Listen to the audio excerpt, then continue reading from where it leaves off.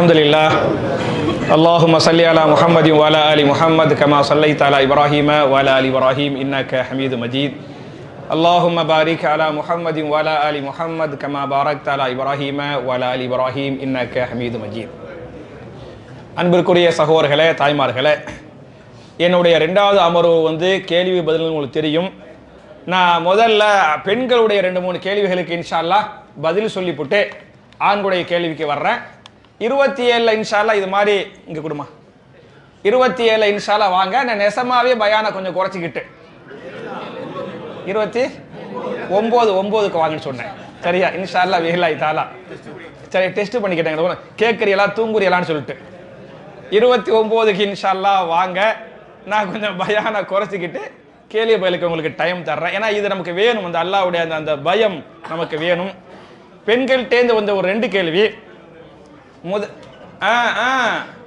உங்களோட சவுண்ட் இங்கே வர கேட்குது. நீங்க என்ன பயான் செஞ்சியே நான் சொல்லுவேன். என் காது கொஞ்சம் கண்ணுக்கு கண்ணாடி போடுறேனே தவிர காது கொஞ்சம் ரொம்ப தெளிவா கேட்கும். சரி, ஒரு கேள்வி பெண்கள்கிட்ட என்ன கேட்கறாங்கன்னு சொன்னா, சஃப்ல மாஷா அல்லாஹ் நாங்க எல்லாம் நெருக்கமா கரெக்டா நேரா தான் நிக்கிறோம். அப்ப நிக்கிற என்னது தக்பீர் தஹ்ரீமாவிலிருந்து சலாம் கொடுக்கிற வரையில நிக்கிறது, ருக்கு பண்றது, அத்தஹியாத் வரையிலும் கரெக்டா சஃப் நேரா தான் இருப்போம். சில சமயத்துல இந்த மாதிரி இந்த இன்னைக்கு 27 ரொம்ப ரொம்ப ஜாஸ்தியா கூட்டம், அப்படி இருக்கும்போது நிக்கும் போது நெருக்கமா நின்றுறோம். அத்தஹியாத்துல உட்காரும் போது கொஞ்சம் இடம் ஜாஸ்தி இடம் தேவைப்படுது பத்தியலா. அப்ப சஃப்ல உட்கார முடியல, ஒரு ஆள் 2 ஆள் கொஞ்சம் முன்னால அப்படி உட்கார்ந்துக்கலாமா? சரியா? அப்படின்னு கேட்கறாங்க. ஏற்கனவே கேட்டாங்க. நான் சொன்னேன், தொழுகையில தொழுகையுடைய ஆரம்பம் தக்பீர் தஹ்ரீமா, முடிவு என்ன? சலாம். அப்ப தக்பீரிலிருந்து சலாம் கொடுக்கிற வரையிலும் சஃப்ல என்ன செய்யணும்? நேராத்தா இருக்கணும். முன்னால பின்னால என்ன செய்யக்கூடாது? இருக்கக்கூடாது. இதான் மார்க்கம், இதுதான் சட்டம். சரியா? ஏற்கனவே பல சகோதரிகள் என்கிட்ட கேட்டாங்க. நான் இந்த சட்டத்தை சொல்லிட்டேன். இன்னைக்கு தொழுக ஆரம்பிக்கிறதுக்கு முன்னால ரொம்ப கூட்டம் ஜாஸ்தியா இருக்கு பத்தியலா. 27 ரொம்ப கூட்டம் ஜாஸ்திங்கிறதுனால என் ஒய்ஃப் போன் அடிச்சு, இந்த மாதிரி ரொம்ப கூட்டம் ஜாஸ்தியா இருக்குது, ரொம்ப நெருக்கமா இருக்கும் போது அத்தஹியாத்துல உட்காரனால கொஞ்சம் அத்தஹியாத்துல மட்டும் கொஞ்சம் முன்ன பின்ன உட்கார்ந்துக்கலாமா அப்படின்னு கேட்டாங்க. கூட்டம் நெருக்கம் ரொம்ப ஜாஸ்தி இன்னைக்கு மேல மொட்டை மாடி, அதுக்கு மேல அந்த பக்கத்து ஊடு அந்த மாதிரி பண்றோம்ல. அதனால ஒரு நிர்பந்தத்தை பயன்படுத்தி நீங்க இன்னைக்கு மட்டும் நின்றுக்கிறங்க, சூழ்நிலைக்கு சட்டங்கள் சில மாற்றம் வருமா இல்லையா அப்படின்னு சொன்னேன். சில சகோதரிகள் உரிமையோடு இப்ப நாங்க கேட்டா வேணாண்டிய, சரியா, அவங்க கேட்டா வேணுங்கிறிய அப்படின்னு மாஷா அல்லாஹ் உரிமையா கேட்டாங்க. என் அருமை சகோதரிகளே, தாய்மார்களே, சட்டம் விதின்னு ஒண்ணு இருக்கும். சில நேரத்தில் விதிவிலக்குன்னு மாறும். நீங்க ரெண்டையும் சேர்த்து புரிஞ்சுக்கிறணும். சுபுடைய முன் சுன்னத்து முன்னால தான் தொழுவணும், இதான் சட்டம். நீங்க வரும்போது ஜமாத் நடந்துகிட்டு இருக்குது அப்படின்னு சொன்னா என்ன செய்யணும்? ஜமாத்தை முடிச்சுக்கிட்டு முன் சுன்னத்தை பின்னால் தொழுவது அது சட்டம் அல்ல, சலுகை. அது மாதிரி இன்னைக்கு நீங்க நெருக்கமா இருந்து உட்காரும் போது உங்களுக்கு அத்தஹியாத்துல உட்கார முடியல அப்படின்னு சொன்னா கொஞ்சம் முன்னால போய் உட்கார்ந்துக்கலாம்னு சொன்ன பத்தியல. இன்னைக்கு 27 கூட்டம் ஜாஸ்திங்கனால சலுகையை நான் சொன்னனே தவிர ஏற்கனவே நான் சொன்னது சட்டம். நான் சொன்னது அதுவும் சரிதான், இதுவும் சரிதான். புரியுச்சா? ஒண்ணுமில்ல, நம்ம எல்லாம் நீங்க நின்று தொழுவணும், முடியல உட்கார்ந்து தொழுவுறோம்ல, இது என்ன? இது சலுகை தானே. நின்று தொழுவது சட்டம், முடியாவிட்டால் உட்கார்ந்து தொழுவது சலுகை. நான் இன்னைக்கு சொன்னது சலுகையை சொன்னேன். அதே மாதிரி அத்தஹியாத்துல உட்கார்றோம், நம்ம விரல் எங்க இருக்கணும்? கிபிலாவை நோக்கி இருக்கணும். அத்தஹியாத்துல விரல் இப்படி, புரியுச்சா? இப்படி நம்ம விரலும் கிபிலாவை நோக்கி இருக்கணும். நம்மள பல பேர் கிபிலாவை நோக்கி வச்சுக்கிறோம், சில பேருக்கு விரல் இப்படி மடங்காது. பாத்துக்கிறீங்களா? மடங்காம விரல் இப்படி பின்னால தான் நீக்கி இருக்கேன். அப்ப வேற வழி இல்லை உங்களுக்கு. அது சலுகை. உங்களுக்கு முடிஞ்சா இப்படி பண்ணுங்க, முடியாட்டி இப்படி வச்சுக்கலாம், தப்பு கிடையாது. இது சலுகை. ஹஜ்ஜுக்கு போறோம், ஹஜ்ஜில் அரஃபாவுல இல்ல மினாவுல முஸ்தலிஃபாவுல அப்படி ஹாஜிகளும் போகணும். 30 லட்சம் ஹாஜிகள்ல பாத்தீங்களாக்க ஒரு 20 லட்சம் ஹாஜிகள் தான் மினாவுக்கு போக முடியும், முஸ்தலிஃபாவுக்கு போக முடியும். பாக்கி 10 லட்சம் ஹாஜிகள் எங்கே தான் இருப்பாங்க? வெளியே தான் இருப்பாங்க. இங்கேருந்து பாத்தீங்களாக்க 1/2 கிலோமீட்டர் தாண்டி தான் முஸ்தலிஃபான்னு போட்டிருக்கேன். ஆனா இங்க உட்காந்துக்கிட்டு இருப்பாங்க. அவங்க ஹஜ்ஜி செல்லுமா செல்லாதா? செல்லும். ஏன்? அது முஸ்தலிஃபா வந்து 20 லட்சம் பேர் தான் கொள்ளளவு, 30 லட்சம் பேர் போறாங்க, எங்கேயுமே உட்கார முடியும்? தலைக்கு மேலே உட்கார முடியும்? வர வழி இல்லையில. அதனால ஃபத்தகுல்லாஹ மஸ்ததாத்தும், உங்களால் முடிந்த அளவுக்கு நீங்கள் அல்லாஹ்வை பயந்து கொள்ளுங்கள். லா யுகல்லிஃபுல்லாஹு நஃப்ஸன் இல்லா உஸாஹா அப்படிங்கிற சலுகை இன்னைக்கு சொன்னேங்கிறது என் அருமை தாய்மார்களே, இது உங்களுடைய கேள்விக்குரிய பதில். ரெண்டாவது, தராவிஹ் முடிச்சுட்டு போகும்போது ஒரு 10 வயசு பையன், ஒரு 12 வயசு பையன், அதுல வந்து ஒரு பையன் வந்து வித்திருடைய குனுத்து கையேந்தி ஓய்துக்கிறாப்புல, இன்னொரு பையன் டேய் ஏன்டா கையேந்தி தூர அப்படிலாம் செய்யடா, அப்படிலாம் கூடாது அப்படின்ட்டு 10 வயசு பையனுக்கு 12 வயசு பையன் வந்து மார்க்க ஃபத்வா கொடுத்தாப்புல. நான் கேட்டுக்கிட்டே உள்ள வந்தேன். சரியா? அந்த பசங்கள் இருக்க வாய்ப்பு நிறையவே இருக்குது. குனுத்துல வந்து கையேந்தி ஓதுவதுதான் மிகச்சிறந்த இபாதத். புரியுச்சா? கைய அல்லாஹ் மஹ்தினி ஃபீமன் ஹதைத் வஆஃபினி ஃபீமன் ஆஃபைத், என்ன செய்யணும்? கையேந்தி ஓத வேண்டும். இதுல என்ன அப்படின்னு சொன்னா, நீங்க ஒரு சட்டத்துக்கு நேரடியா குர்ஆன்ல ஹதீஸ்ல வருது பத்தியலா, இது கூடும் என்றோ கூடாது என்றோ வருது பத்தியலா, அது குர்ஆன் ஹதீஸில் நேரடியாக வரக்கூடிய சட்டம். சில சட்டத்தை பார்த்தீங்களாக்க நேரடியா இருக்காது, அதை சிந்திச்சு பார்த்தா அந்த சட்டம் உள்ளுக்குள்ள இருக்கு. இரத்த தானம் பண்ணலாமா கூடாதா? இரத்த தானம் பண்ணலாம். பண்ணலாம்ங்கிறதுக்கு என்ன ஆதாரம்? பண்ணலாம். ரசூலுல்லாஹ் இரத்த தானம் பண்ணாங்களா? பண்ணலையில. நம்ம பண்றோம்ல, எதை வச்சு பண்றோம்? எங்கேயாச்சும் பண்ணாங்க ஆயத்தை டைரக்டா காட்டுக்க பார்க்குறேன், ஹதீஸை காட்டுக்க பார்க்குறேன், கிடையாது. குர்ஆன்ல ஒரு ஆயத்திற்கு யார் ஒரு உயிரை காப்பாற்றுகிறாரோ அவர் ஒட்டுமொத்த மனித குலத்தை காப்பாற்றியவரை போன்று, யார் ஒருவரை மரணிக்க செய்கிறாரோ மௌத்தாக்குறாரோ அவர் ஒட்டுமொத்த மனித குலத்தையே மௌத்தாக்குன மாதிரி. சூரத்துல் மாயிதாவுடைய 32வது ஆயத்து, மாயிதாவுடைய 32வது ஆயத்து. அப்ப ஒரு உயிரை காப்பாற்றுவது மனித குலத்தை காப்பாற்றுற மாதிரி அப்படின்னு அல்லாஹ் சொல்லிட்டனால ரசூலுல்லாஹ் காலத்துல ரத்தம் குரூப்பு டெஸ்ட் பண்ணி எடுத்து ஏத்தி அப்படியே கிடையாது. இன்னைக்கு நம்ம எல்லாரும் செய்யறோம், எதவா செய்யறோம்? டைரக்ட் ஆயத் ஹதீஸ் கிடையாது. இந்த ஆயத்தை சிந்திச்சு பார்த்தால் கூடும் என்று புரிகிறது. இதை தான் அரபில வந்து கியாசி என்று சொல்வார்கள். நேரடியாக அர்த்தம் இருந்தால் குர்ஆன் ஹதீஸ் நஸ்ஸி என்று சொல்வார்கள். நேரடி பொருள் இல்லாமல் சிந்திச்சு பார்த்தா விளங்குற பத்தியில கருத்துக்கு பேர் என்ன? கியாஸ். கியாஸ் பிரகாரம், கியாஸ் பிரகாரம் கொடுக்கல என்ன செய்யணும்? கைய ஏன் தானும், அதான் கியாஸ். அதே மாதிரி சினிமா பார்க்கறது வந்து கூடாதுன்னு சொல்றோம், எங்க ஏதாவது ஆயத்தில் இருக்குதா? இல்ல. ரசூலுல்லாஹ் சினிமாவே கிடையாது. ஆனா குர்ஆன்ல வந்து ஒட்டுமொத்த ஆபாசங்கள் ஹராம் அல்லாஹ் சொல்லிட்டான். சினிமா என்பது ஆபாசம், ஏன்னா அதை கியாஸ் பண்ணி தான் ஹராம்னு சொல்றோம். புரியுச்சா? அதே மாதிரி ரசூலுல்லாஹ்வுடைய காலத்துல குனுத்து ஓதுவாங்க. 2 வகையான குனுத்து இருந்துச்சு. ஒரு குனுத்து வித்ரில் ஓதக்கூடிய இந்த குனுத்து, இரண்டாவது குனுத்து குனுத்து நாசிலா. குனுத்து நாசிலா என்று சொன்னால் கஷ்டமான சமயத்தில், இந்த போர் நடக்குது கஷ்டமான சமயத்தில் அல்லாஹ் துஆ செய்வாங்கல்ல, அல்லாஹும்ம முன்சிலல் கிதாப் முஜிரி, ரசூலுல்லாஹ் துஆ செஞ்சாங்கல்ல, யா அல்லாஹ் இதை விட்டு காப்பாத்தல்ல, அதை விட்டு காப்பாத்தல்ல, இவருக்கு உதவி செய்யல்ல, அவருக்கு உதவி செய்யவல்ல. சில பேர் சபிக்கவே செஞ்சாங்க, யா அல்லாஹ் இவன் நஜ்ஜாசியை சபிச்சிரல்ல, அவனை சபிச்சிரல்ல, இந்த அபூஜஹிலை நீ பாத்துக்க அல்லாஹ் அப்படின்ட்டாங்கல்ல. இதெல்லாம் குனுத்து நாசிலா என்று சொல்வார்கள். இதை என்ன பண்ணாங்க? கையேந்தி இந்த குனூத்து நாசிலாவை ஓதினார்கள். புகாரிலே ஹதீஸ் வருது. அப்ப குனூத்து நாசிலா கையேந்தி ஓதினார்கள் இருக்கு பத்தியலா, இது நேரடி ஹதீஸ். இந்த ஹதீஸ் உடைய கியாஸ வச்சு இது குனூத்தானே கேட்க அல்லாஹ் கேட்கறோம்ல, இதை என்ன செய்யணும்? கையேந்தி கேட்கணும். இப்படிதான் இமாம்கள் சஹாபாக்களே சொல்றாங்க. ஹதீஸை சரியாக புரிந்து கொள்வது 10 வயசு பையனோ 12 வயசு பையனோ புரிந்து கொள்வது அல்ல, சஹாபாக்கள் புரிஞ்சுக்கிட்டாங்கல்ல. இதை வச்சு அப்துல்லா பின் உமர் ரலியல்லாஹு அன்ஹு, உமர் பின் ஹத்தாப் ரலியல்லாஹு அன்ஹு, அனஸ் பின் மாலிக் ரலியல்லாஹு அன்ஹு அவங்க எல்லாம் குனுத்து என்ன பண்ணாங்க? கையேந்தி குனுத்து ஓதினார்கள்.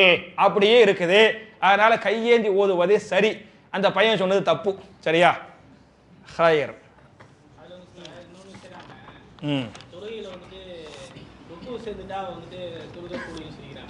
அது அப்புறம் வச்சுக்கிறோம், அது வேற. அதுல பாத்தீங்கன்னா சப்புல நிக்கிறாங்க, இடையிலே வந்து பாத்தீங்கன்னா ருக்கு போற வரைக்குமே போகணுன்ற மக்கள்லாம் இருக்காங்க. சரி, ஓகே, அதெல்லாம் வச்சு இது வேற அது வேற.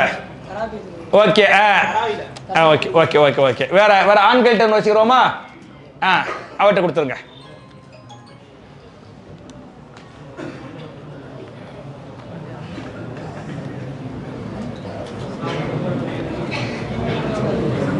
அஸ்ஸலாமு அலைக்கும். அஸ்ஸலாம். நீங்க நடந்த பயான் சம்பந்தமான ஒரு டவுட். கேளுங்க. அந்த மவுத்து வந்து நல்ல ரூஹு அப்படின்னா ரொம்ப எளிமையா உடம்புல இருந்து எடுக்கப்படும், கெட்ட ரூஹு அப்படின்னா ரொம்ப கஷ்டப்பட்டு எடுக்கப்படும் அப்படிங்கறது சொல்லிருக்கீங்க. நான் சின்ன வயசுல மதரசால ஒரு பயான் கேட்டேன். நல்ல ரூஹா இருந்தாலும் சரி கெட்ட ரூஹா இருந்தாலும் சரி உடம்புல இருந்து எடுக்கிறப்போ ரொம்ப சிரமப்பட்டு தான் எடுக்கப்படும். ஏன்னா ரசூலுல்லாஹ்வுக்கே வந்து அந்த ரூஹ் எடுக்கப்பட்ட சக்கராத்து அந்த இது வந்து மரண போதை மாதிரி அது நில குழஞ்சிட்டு இருப்பாங்க. ஓகே, என்ன கேட்குறாப்புல? ஓகே, புரிஞ்சுக்கிட்டேன். ஓகே, ஏத்தா கேள்வியா மட்டும் கேளுங்க, பயானா வேண்டாம், நேரம் கம்மி. ஒரு கேள்வி போதும். சரியா? என்ன கேட்குறாங்க அப்படின்னு சொன்னா, இந்த மௌத்து வந்து நல்லவங்க உயிர் வந்து ஈஸியாக வந்துடும், கெட்டவங்க உயிர் வந்து கஷ்டமா இருக்குன்னு சொன்னீங்கல. பல பேர் கஷ்டப்பட்டு, நல்லவங்க உயிர் கஷ்டப்பட்டு போயிருக்கிற, ரசூலுல்லாஹ்வுக்கே கஷ்டப்பட்டுல போயிருக்குது அப்படிங்கிறாங்க. ஒன்று, நான் சொன்னது ரசூலுல்லாஹ் சொன்னதை தான் சொன்னேன். முதல்ல நீங்க எப்படி புரிஞ்சுக்கணும்னு சொன்னா, எப்படி ரசூலுல்லாஹ் கஷ்டப்பட்டு மௌத்தா போனாங்கன்னு ஹதீஸ் இருக்குதோ அது மாதிரி இதுவும் என்ன ஹதீஸ். ரெண்டாவது, அந்த உயிர் கஷ்டப்பட்டு போகுதா இல்லையாண்டு யார் தீர்மானிக்கணும்? சம்பந்தப்பட்ட அவர்கள் தான் சொல்ல வேண்டும். ரசூலுல்லாஹ் கஷ்டப்பட்டு போனாங்க, இவர் கஷ்டப்பட்டு போனா நீங்க எப்படி சொல்ல முடியும்? அந்த சக்கராத் என்பதே துனியாவுல பாதி ஆகிரத்துல பாதி, அது அவரவர் தான் உணர முடியுமே தவிர யார்கிட்டையும் சொல்ல முடியாது. புரியுச்சா? அதனால ஈமான் அப்படிங்கிறது ரசூலுல்லாஹ் சொன்னதை நம்புறது ஈமானே தவிர நம்பாம யோசிக்கிறது ஈமான் கிடையாது. அப்படி பாத்தீங்களாக்க நல்ல உயிர் வந்து தூக்கிட்டு போகும்போது என்னை சீக்கிரம் போய் அடக்கம் பண்ணுங்கன்னு சொல்லும் அப்படின்னு நான் பயான்ல சொன்னேன். அது எப்படி ஜனாசா பேசும் கேட்கலாம் தானே? கத்தும்னு சொன்னேன், அது எப்படி கத்துனா எல்லாம் போட்டு ஓடி போயிடுவாங்களே அப்படி கேட்கலாம் தானே? ரசூலுல்லாஹ் சொல்லிட்டாங்க, சமிஅனா வாத்தானா. அது நல்ல மாதிரி ஈஸியா உயிர் வாங்கப்பட்டுச்சா கஷ்டப்பட்டு வாங்கப்பட்டுச்சாங்கிறது யாருக்கு தெரியும்? அந்த அல்லாஹ்வுக்கு தெரியும், அந்த உயிருக்கு தெரியும். சரியா? ஹைர். மௌத்தான பிறகு அடக்கம் செய்யும் வரை மௌத்துக்கு நடக்கிறது பார்க்கிறது கேட்க முடியுமா? முடியும்னு சொல்றாங்களே. மௌத்தா போயிட்டா என்ன நடக்குது போறது வர்றதுங்கிறதெல்லாம் வந்து எல்லாத்துக்கும் தெரியுமான்னு கேட்கறாங்க. தெரியுமா தெரியாதா? தெரியாது பாய். குர்ஆன்ல எல்லாம் சொல்றானே, மௌத்தா போயிட்டா பேசுறது கேட்க முடியாது, கண்ணுல பார்க்க முடியாது, சிந்திக்க முடியாது. குர்ஆன்ல எல்லாம் சொல்றானே. சூரத்துல் ஃபாத்திர்லயே நீங்கள் கேட்க முடியாது, பார்க்க முடியாது, பேச முடியாது அப்படின்னு நல்ல கேள்வியை கேட்பான். அதனால சும்மா நம்ம மக்களா சொல்றாங்களே தவிர மௌத்து வந்து எதையும் கேட்காது, எதையும் பார்க்காது, எதையும் சிந்திக்காது, ஒன்றும் செய்ய முடியாது. ரூஹு போயிட்டா முடிச்சு இன்னால் இல்லாதான். சரியா? தப்பா சொல்லிருக்கிறாங்க. அப்புறம் பெண்கள் ஜனாசா தொழுகை உண்டா இல்லையா?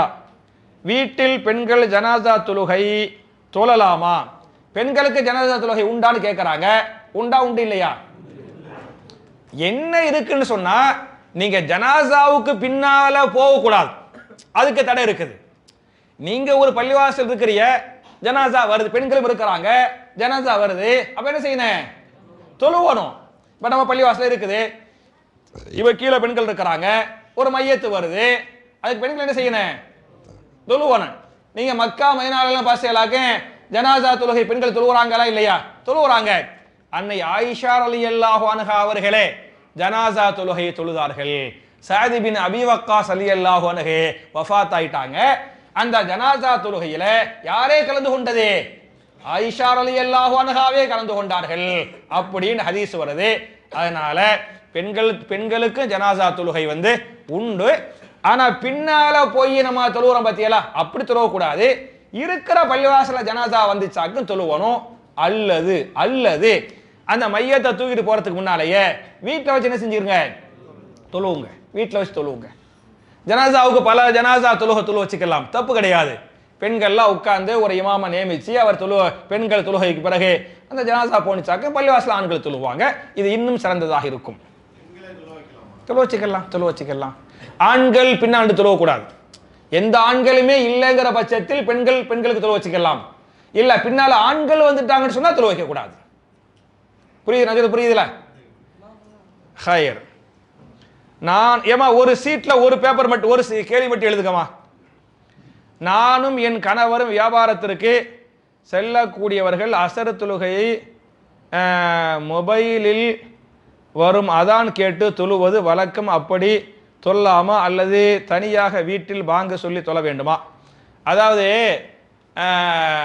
மொபைல் அதானை வச்சு தொழுதுக்கலாமா அப்படிங்கிறாங்க. அப்படி பண்ணக்கூடாது.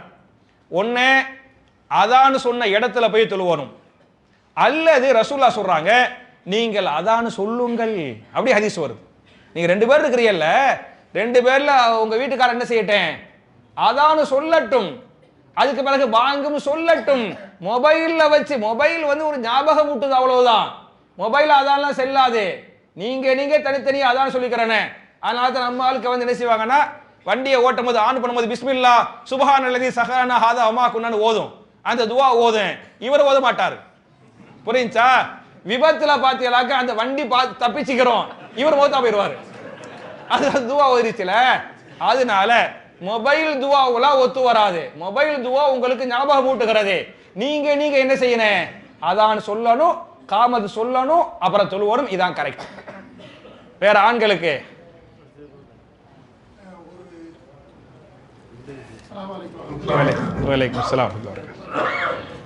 ஒரு தவறு செய்த அந்த உலக வாழ்க்கையில வந்து தப்பு செஞ்சிட்டாரு, அவர் தவறா செஞ்சிட்டாரு, தவறா கேட்டாங்க, அல்லாவும் மன்னிச்சுட்டான் அப்படிங்கிற ஒரு நிலையில வந்து அவருடைய கபர் வாழ்க்கைக்கு என்ன நிலைப்பாடு? துனியா அவர் பாவம் செஞ்சிட்டாரு, அவர் தௌபா செஞ்சிட்டாரு, அல்லாஹ் மன்னிச்சுட்டான்னு உங்களுக்கு எப்படி தெரியும்? சரியா? நம்பிக்கை ஓகே, மாஷா அல்லாஹ் தபாரக்கல்லாஹ். தௌபா செஞ்சா கண்டிப்பா அல்லாஹ் மன்னிச்சிருவான். தௌபானா என்ன? பாவத்திற்கு முற்றுப்புள்ளி வைத்தல். தம்பி சொன்ன மாதிரி மறுபடியும் அடுத்து என்ன செய்யக்கூடாது, அந்த பாவத்தை செய்யவே கூடாது. இதான் தௌபா. இப்படி செஞ்சால் இன்னஹு கான தௌவாபா, நிச்சயமாக அவன் தௌபாக்களை ஏற்கக்கூடியவனாகவே இருக்கிறான். அல்லாஹ் ஏத்துக்கிறவான். தௌபா செஞ்சிட்டா அவர் நல்லவரா போயிட்டாரு பாய். ஹதீஸே வருது இப்னு மாஜாவுல, அத்தாயிபு மின தம்பி கல் ஆயித் அவ் கமா கால நபி கமல்லா தம்பஹு. யார் பாவம் செய்துவிட்டு தௌபா செய்கிறாரோ அவர் பாவமே செய்யாதவரை போன்று ஆகிவிட்டார். நான் சொல்லல, இப்படி சொன்னது யாரு? ரசூல் ஸல்லல்லாஹு அலைஹி வஸல்லம் சொன்னார்கள். அப்படின்னு ஹதீஸ் வருது. அதனால அவர் அல்லாஹ் குற்றம் பிடிக்க மாட்டான், தண்டிக்க மாட்டான். ஆனா சொர்க்கத்துக்கு போயிடலாம். எல்லாரும் பாவம் போய் செஞ்சிருக்கிறோம். உங்களை பாவம் செய்யாத ஆள் கை தூங்க பார்க்குறேன், முடியாதுல்ல. தூக்குனா அவர் தான். அப்படி புரியுதா? ஓகே. அப்புறம் வந்து ஹைலான நேரத்தில் பள்ளிவாசலுக்கு செல்லலாமா, தொழுகையை தவிர்த்து மற்றதில் கலந்து கொள்ளலாமா என்று ஃபத்வா கொடுப்பதற்கு ஆதாரம் விளக்கம் தரவும். அதாவது மாதவிலக்கு சமயத்தில் வந்து பள்ளிவாசலுக்கு வரக்கூடாது அப்படிதான் கேட்குறாங்க. பள்ளிவாசலுக்கு செல்லலாமான்னு கேட்குறாங்க. நான் ஏற்கனவே உங்களுக்கு இது 21 சொன்னேன். மாதவிலக்கு சமயத்தில் 5 தான் செய்யக்கூடாது, அப்படிதான் குர்ஆன் சொல்லுது. எந்த 5 செய்யக்கூடாது? தொழக்கூடாது, நோன்பு வச்சுக்கிறோமே, நோம்புல தொழுக, நோன்பு, காபத்துல்லா தவாஃபு, கணவன் மனை உறவு கொள்றது, அப்புறம் என்ன தொழுகைக்காக பள்ளிக்கு வந்து தங்குறது. சரியா? இப்படின்னு இருக்குது. இது அல்லாத பாக்கி வந்து மாதவிலக்கு சமயத்தில் பள்ளிக்கு தொழுகைங்கிற நியத்து இல்லாம ஒரு உஸ்தாதா இருக்கிறாங்க, ஒரு பெண்ணு இங்க பள்ளிவாசல் தான் மரசா இருக்குது, மாணவிகளா இருக்கிறாங்க பெண்கள், பள்ளிவாசல் அந்த மரசா இருக்குது. அப்ப வரலாமா வரக்கூடாது? அந்த உஸ்தாதாக்கள் அந்த மாணவிகள் வந்துக்கரலாம், தடை இல்லை, தப்பு இல்லை, வந்துக்கரலாம். அப்படிங்கிறதுக்கு என்ன ஆதாரம் அப்படின்னு சொன்னா, ஆயிஷா ரலியல்லாஹு அன்ஹா, முஸ்லிம்ல ஹதீஸ் வருது, ஆயிஷா நாயிக்கு வந்து மாதவிலக்கு ஏற்பட்டுச்சு. ரசூலுல்லாஹ்வுடைய தொழுகை பாய் எங்க இருந்துச்சு? பள்ளிவாசலுக்குள்ள இருந்துச்சு. ரசூலுல்லாஹ் சொன்னாங்க, ஏமா போய் அந்த தொழுகை பாய் எடுத்துட்டு வாமா அப்படின்ட்டாங்க. யார ரசூலுல்லாஹ், நான் மாதவிலக்குல அப்படின்ட்டாங்க. பரவாயில்ல போய் எடுத்துட்டு வாமா அப்படின்ட்டாங்க. ஆயிஷா என்ன பண்ணாங்க? பள்ளிவாசல வந்து அந்த பொருளை எடுத்துட்டு போனாங்க அப்படின்னு இருக்குது. இப்ப மாதவிலக்குன்னு ரசூலுல்லாஹ்வுக்கு தெரிஞ்சும் ஆயிஷா நாயி சொல்லியும் ஒரு பொருளை எடுக்க ரசூலுல்லாஹ் அனுப்புனாங்க, உள்ள வந்தாங்க, எடுத்தாங்க, மஸ்ஜித் நபவியிலேயே செஞ்சாங்க அப்படின்னு இருக்குது. இப்போ ஒரு தேவைக்காக ஒரு பொருளை வைப்பதற்காக, எடுப்பதற்காக, கல்வி கற்பதற்காக வரலாம். இந்த ஹதீஸுக்கு பத்தியலா, இந்த ஹதீஸை வந்து இமாம் அஹமது பின் ஹம்பல் அவர்களை, இந்த ஹதீஸ் நான் சொல்லல, இப்படி யார் சொல்றது? இமாம் அஹமது பின் ஹம்பல் வந்து பெரிய இமாம் புகாரிக்கு வந்து நேரடி உஸ்தாத். யாரு? இமாம் அஹமது பின் ஹம்பல் அவங்களே சொல்றாங்க இந்த ஹதீஸை வச்சு வந்து கரலாம், கல்விக்காக வந்து கரலாம், அதே சமயத்தில் தொழுகைக்காக வரக்கூடாது அப்படிங்கிறாங்க. வல்லாஹு தஆலா அஅலம். ஏமா நீங்க என்ன செய்யுங்கன்னு சொன்னா, நான் ஒரு ஆயத்தை சொல்றேன். சூரத்து நிசாவுடைய 43வது ஆயத்து, நிசாவுடைய 43வது ஆயத்தை இன்ஷா அல்லாஹ் நீங்க எடுத்து தர்ஜுமாவி படிச்சு பாருங்க. பிளஸ் இப்னு கதீருடைய தஃப்சீர் இருக்குல்ல, அதையும் நீங்க படிச்சு பார்த்தீங்களாக்க உங்களுக்கு இது சம்பந்தப்பட்ட நிறைய இல்மு கிடைக்கும். வேற ஆண்கள், இந்த பையன்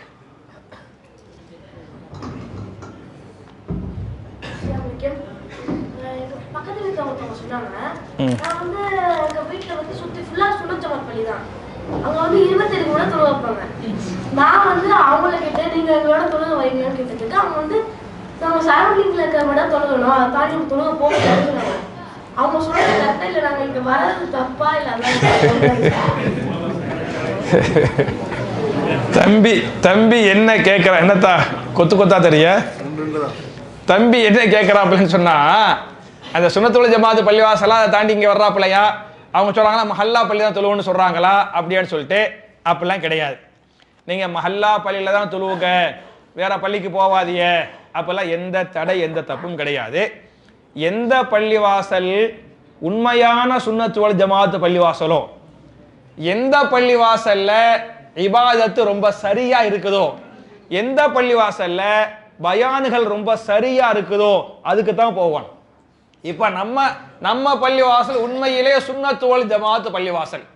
இங்க நான் சுன்னத்தை சொல்றேனா இல்லையா? ஜமாத்னா எந்த ஜமாத்து? சஹாபாக்கள் ஜமாத்து. நம்ம இல்ல தம்பி, சஹாபாக்கள் ஜமாத்து. நம்ம சஹாபாக்கள் இப்படி செஞ்சாங்க அப்படி செஞ்சாங்க. நான் கூட இந்த குனுத்துக்கு சொன்னேன், உமர் ரலியல்லாஹு அன்ஹு கையை உயர்த்தினாங்க, இப்னு உமர் வந்து கையை உயர்த்தினாங்க, அனஸ் பின் மாலிக் கையை உயர்த்த சொன்ன பத்தியாலா. ரசூல்லா அந்த குனூத்து நாஸிலால கையை உயர்த்தினாங்கன்னு சொன்ன பத்தியாலா. அப்ப ரசூல்லான்னு சொன்னா சுன்னத்துன்னு அர்த்தம், சஹாபாக்கள் சொன்னா ஜமாத்துன்னு அர்த்தம். நம்ம பள்ளிவாசல் நெசமான சுன்னத்துல் ஜமாத் பள்ளிவாசல் ஒண்ணும். ரெண்டாவது, அங்கெல்லாம் அப்படி வந்தே பாரத்தை விட ஸ்பீடா ஓதுவாங்க குர்ஆன். சரியா? நம்ம ஹாஃபிஸா எவ்வளவு சூப்பரா ஓதுறாரு பத்தியெல்லாம், 2 மணி நேரத்துக்கு மேல மாஷா அல்லாஹ் அழகா நிறுத்தி நிதானமா ஓதுறோம். அப்ப அழகா ஓதுறாரு. ஏதோ கொஞ்சம் ஒழுங்கா நான் பயான் செய்யறேன். சரியா? நான் ஆயத்து பார்த்து ஹதீஸ் எல்லாம் பார்த்து தான் சொல்றோம். அப்ப மாஷா அல்லாஹ், அப்ப எங்க கரெக்டா இருக்குதோ அங்கே தான் போகணுமே தவிர மஹல்லா பள்ளிக்கு தான் போகணும் அப்படின்னு அந்த சொன்னவர்கிட்ட கேளுங்க.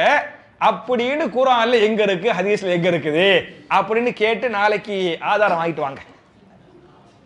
அப்புறம் தூக்கத்தில் விந்து வெளிப்பட்டால் குளிக்க வேண்டுமான்னு கேட்குறாங்க. குளிக்கணும். சரியா? மரணித்தவருக்காக குர்ஆன் ஓதலாமா? என்னென்ன செய்ய கூடாது, செய்யலாம், என்னென்ன செய்யலாம் செய்யக்கூடாது அப்படின்னு கேட்குறாங்க. மூத்தா போனவங்களுக்காக என்னென்ன செய்யணும் அப்படின்னு சொன்னா, முதல்ல துவா செய்யணும், பாவ மன்னிப்பு துவா செய்யணும். ரெண்டாவது, கடன் இருந்தால் அடைக்கணும். மூணாவது, வசியத்து பண்ணிட்டு மூத்தா போயிருந்தால் அது என்ன செய்யணும், நிறைவேற்றணும். நாலாவது, சதக்கா பண்ணணும். அவங்களுக்காக என்ன செய்யணும், சதக்கா பண்ணா கூலி அவங்களுக்கு கபருக்கு போகும், சதக்கா பண்ணணும். நாலாவது. அஞ்சாவது, ஃபர்லான நோம்புகளை விட்டு வஃபாத்தாக இருந்த உம்மா வாப்பா அந்த மாதிரி ஆளுக்க ஃபர்லு நோம்புகளை விட்டு வஃபாத்தாக இருந்தால் அந்த நோம்புகள் என்ன செய்யணும், நம்ம வைக்கணும் அல்லது ஃபிதியா கொடுக்கணும். சரியா? அஞ்சாவது. ஆறாவது, அவங்களுக்கு ஹஜ்ஜி பண்ணுங்கள். ஏழாவது, உம்ரா பண்ணுங்கள். இதுதான் மௌத்தா போனவங்களுக்காக நீங்க பண்ணுங்கள். பண்ணனா அந்த கபருக்கு என்ன செய்யும், நன்மை போகும். அவரே நேரடியா செஞ்ச நன்மை அவருக்கும் அப்படியே நன்மையை கொடுப்பான். செஞ்ச நமக்கு அல்ல என்ன செய்வான், நன்மையை தருவான் அப்படின்னு இருக்குது. இது இந்த 7ம் செய்ய வேண்டியவைகள். இது அல்லாத குர்ஆன் ஓதுறது, ஃபாத்திஹா ஓதுறது, ஹத்தம்ங்கிறது இதெல்லாம் மார்க்கத்தில் இல்லை, இதெல்லாம் செய்யக்கூடாது.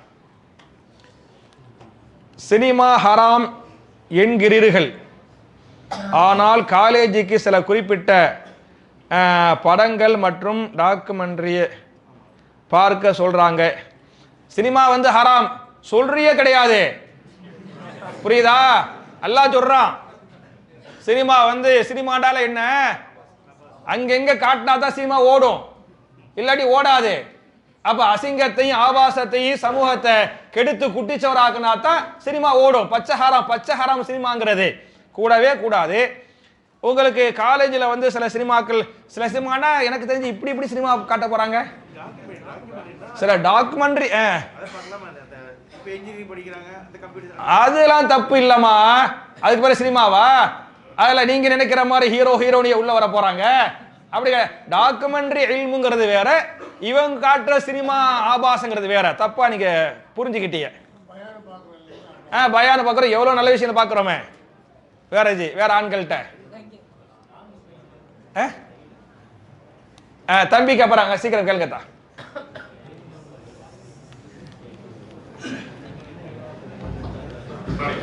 இஸ்லாம் ஆன்லைன் அதான் சொன்னீங்களா, அது வந்து மொபைல் வந்து கம்ப்யூட்டர் வாய்ஸ் ஆட்டோமேட்டிக்கா அது பண்ணக்கூடாது. இப்போ ஆன்லைன் அதான் ஒரு புது ஆப் இருக்கு, இந்த லொகேஷன் போட்டோம்னா நீங்க சொல்ற பாக்க நம்ம மொபைல்ல கேட்கும், அதை ஃபாலோ பண்ணி தந்துக்கலாம். எந்த பாங்க நீங்க பாங்க சொல்லணும், நீங்க அதான சொல்லணும், நீங்க குர்ஆன் ஆயத்தை ஓதணும். அந்த ஆன்லைனை வச்சு மொபைலை வச்சு அமல்படுத்தக்கூடாது, சரியா? அப்புறம் பெண்கள் புருவ முடியை நீக்கக்கூடாது என்று தெரியும், ஆனால் முகத்தில் உள்ள வேறு முடியை நீக்கலாமா? தாடி மீசை அதாவதுமா இந்த புருவ முடி மாதிரியான முடிகளை நீக்கக்கூடாது. அதே ஒரு பெண்ணுக்கு வந்து தாடி இருக்கு வருது, அது வந்து அந்த ஹார்மோனுடைய சில இதுல ஒன்று முடிகள் அப்படி வந்துடும், அதை நீக்கிக்கலாம். பெண்கள் மாதிரி இருக்கணும், இல்லாம வருதுன்னு சொன்னா அது ஏதோ ஒரு குறை, ஏதோ ஒரு நோய், அதை நீங்க பாத்துக்கலாமா? தாடி இல்ல சில பெண்களுக்கு மீசை ஜாஸ்தியா இருக்குது அப்படின்னு சொன்னா அதெல்லாம் மருத்துவம், அது டாக்டர்கிட்ட பார்த்து என்ன ஹார்மோன் ஏன் இப்படி இருக்குது என்ன செய்யணும் அப்படின்னு ஒரு பக்கம் மருத்துவத்தை பார்த்துக்கலாம், ஒரு பக்கம் அழகு விஷயத்துல நீங்க நீக்கிக்கலாம் போய்க்கலாம், தப்பு கிடையாது. நார்மல் பெண்களுக்கு வந்து அதை பண்றாங்க பாத்தியாலா, அது கூடாது. இஸ்லாமிய பெண்கள் முடியை வெட்டி கொள்ளவும் அதனை விற்கவும் அனுமதி உள்ளதா? முடிய வந்து விற்கலாமா வெட்டலாமான்னு கேட்கறாங்க. முடிய வெட்டலான்னு சொன்னா ரொம்ப ஜாஸ்தியா இருந்தா நீங்க விரும்பினா வெட்டிக்கிறங்க, புரியுச்சா? ஆனா ஆம்புல அளவுக்கு வெட்டிடக்கூடாது, பொம்புலங்கிற மாதிரி தெரியணும், அந்த அளவுக்கு நீங்க வச்சுக்கிறங்க வெட்டிக்கிறங்க, அதை நீங்க பாத்துக்கிறங்க. விற்கலாமான்னு கேட்கறாங்க, விற்கிற அளவுக்கு அவ்வளவுக்கா முடி வர போகுது? 1 கிலோவே வந்து 200 ரூபான்னு தான் கூவிக்கிட்டு இருந்தாங்க எங்க ஊர் பக்கத்துல. 1 கிலோ முடி 200 ரூபான்னு கேட்டாங்க, சரியா? முடி யாரு விற்க போறான்னு சொன்னா எங்க விற்பாங்க? இந்த சலூன் கடைகளை கூட்டி வச்சுதான் முடிய விற்பாங்களே தவிர நம்ம முடிய விட்டு விற்கக்கூடிய அளவுக்கு பெரிய வெயிட் எல்லாம் பெருசா வராது. ஒருவேளை அப்படி உங்க முடி அந்த அளவுக்கு வந்துச்சு அப்படின்னு சொன்னா நீங்க வீங்க, தப்பு கிடையாது.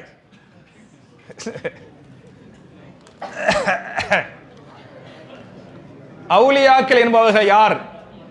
கராமத்துக்கள் என்பவை எவை? அவுலியாக்கள்டா யார்? கராமத்துனா என்ன? அவுலியாண்டா யாரு?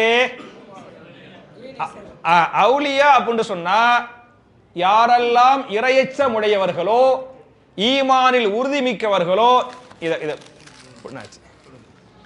யாரெல்லாம் இறையச்சம் உள்ளவர்களோ ஈமானில் உறுதிமிக்கவர்களோ எல்லாரும் யாரு? அவுலியாக்கள். அலா இன்ன அவுலியா அல்லாஹி லா ஹவுஃபுன் அலைஹிம் வலாஹும் யஹ்ஸனூன் அல்லதீன ஆமனு வகானு யத்தகூன். அல்லாஹ் சொல்றான், யாருக்கெல்லாம் தக்குவா ஜாஸ்தியா இருக்குதோ அல்லாஹ்வுக்கு பயப்படுறாங்களோ அவர்கள் எல்லோரும் அவுலியாக்கள் அப்படின்னு குர்ஆனே சொல்லுது, குர்ஆனே அப்படி சொல்லுது. அதனால நம்ம அவுலியாவா இல்லையான்னு அவருக்கு மாஷா அல்லாஹ் அல்லாஹ்வுக்கு ரொம்ப பயப்படுறாரு, அல்லாஹ்வுக்கு ரொம்ப பயப்படுறாரு, ஈமான்ல உறுதியா இருக்கிறாரு அப்படின்னு சொன்னா அவங்களாம் யாரு? அவுலியா. இது சூரா யூனுஸ் 10வது சூராவுல 62 63 10ல அலா இன்ன அவுலியா அல்லாஹி லா ஹவுஃபுன் அலைஹிம் வலாஹும் யஹ்ஸனூன் அல்லதீன ஆமனு வகானு யத்தகூன் 10ல வந்து 62 63வது ஆயத்துல இருக்குது. அப்ப நல்லவங்க அவுலியாண்டா மூத்தாப் இருக்கணும், பெருசா கபரை கட்டணும், தர்காவா கட்டனே, போய் ஷிர்க் பண்ணனே, அப்படி கிடையாது. நம்மள நம்ம நம்ம நல்லவங்களா இருந்தா அவுலியாவா அவுலியா இல்லையா?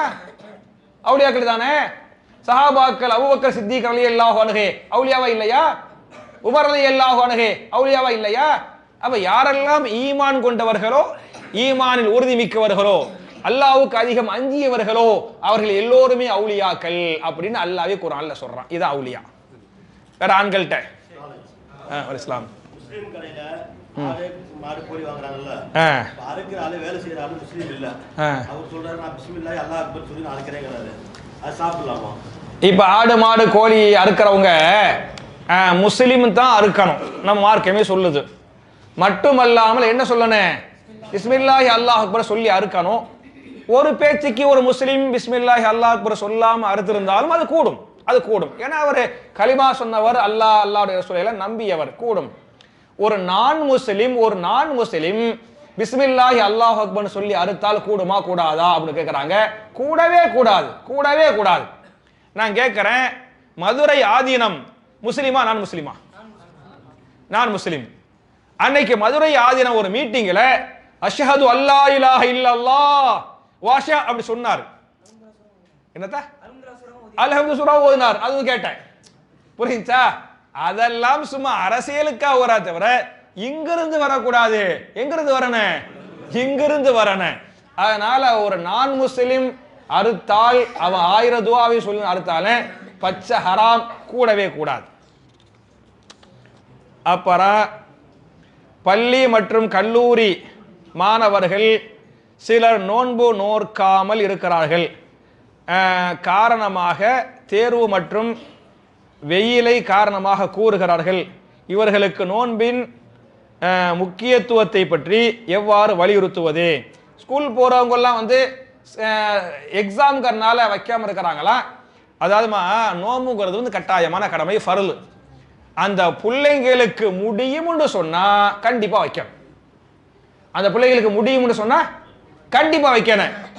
ஒரு பேச்சுக்கு அந்த பிள்ளைக்கு முடியலே அப்படின்னு சொன்னா நீங்க வச்சு அமுக்க கூடாது.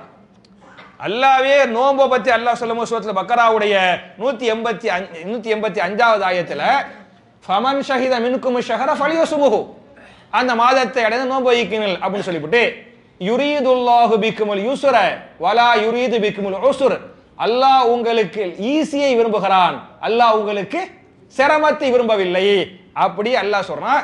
அந்த பிள்ளைக்கு முடியும், சக்தி இருக்குது அப்படின்னு சொன்னா கண்டிப்பா அந்த பிள்ளை நோன்பு வைக்கணும், கட்டாயமான கடமை, ஃபர்ல்.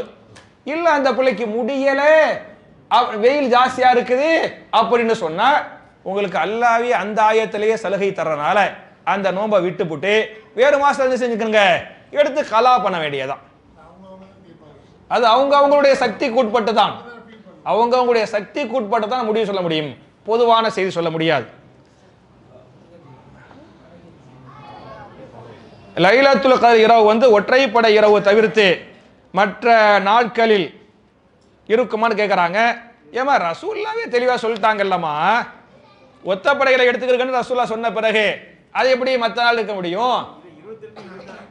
புரியுது, ஒத்தப்படை தான். வேற ஆண்களுக்கு கொஞ்சம் இங்கிட்டு கொஞ்சம் வரலாமே, ஃபுல்லாக அங்கிட்டே போய்கிட்டு இருக்குது, கொஞ்சம் இங்கிட்டு அங்கிட்டே வர மாட்டேங்குது. அலைஹிஸ்ஸலாம். ஜகாத்துல் ஃபித்ர் வந்து பணமா கொடுக்கலாமான்னு கேட்குறாங்க. கொடுத்துக்கலாம் தான். அதாவது ரசூல் ஸல்லல்லாஹு அலைஹி வஸல்லம் வந்து பேரிச்சம்பழமா கொடுத்தாங்க, கோதுமையா கொடுத்தாங்க அப்படின்னு ஹதீஸ் இருக்குது. இதை வச்சு சில பேர் வந்து ரசூல்லா அப்படித்தானே கொடுத்தாங்க உணவுப் பொருளாக, அப்படித்தானே கொடுக்கணும் அப்படின்னு சொல்றாங்க. ஆனால் பல முஹத்திதுகள் என்ன சொல்றாங்கன்னு சொன்னா, இல்ல நீங்க நக்குதுனா என்ன, பணம் என்று பொருள், நக்குதாவும் கொடுத்துக்கலாம் அப்படிங்கிறாங்க. நீங்க எப்படி முடிவெடுக்கணும்னு சொன்னா, எதை கொடுத்தா வாங்குறவருக்கு அதிக ஃபாயிதான்னு பார்க்கணும். உங்க இதை பார்க்க கூடாது, அவருக்குரிய ஃபாயிதாவை நீங்க பார்க்கணும். புரியுச்சா? நீங்க அம்புட்டு பேரும் அரிசியாவே கொடுத்துட்டா அன்னைக்கு அரிசியை வச்சு சுடுகஞ்சி காய்ச்சி தான் குடிக்க முடியும் பெருநாள் அன்னைக்கு.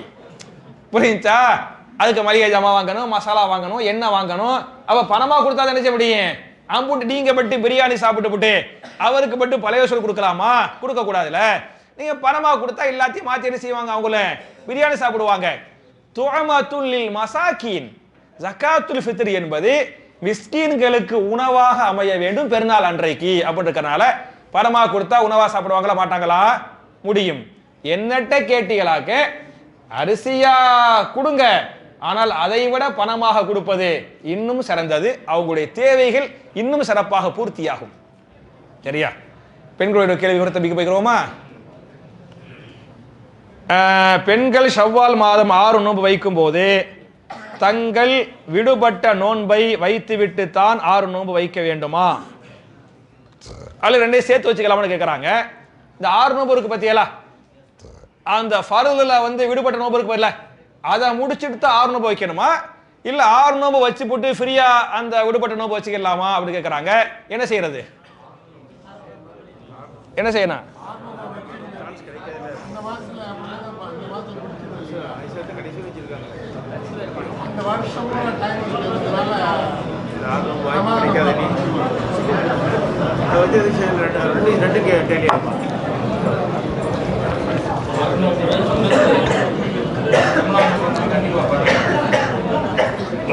அதாவது நீங்க விடுபட்ட நோன்பை வைக்காமையே 6 நோன்பை தாராளமாக வைத்துக் கொள்ளலாம்.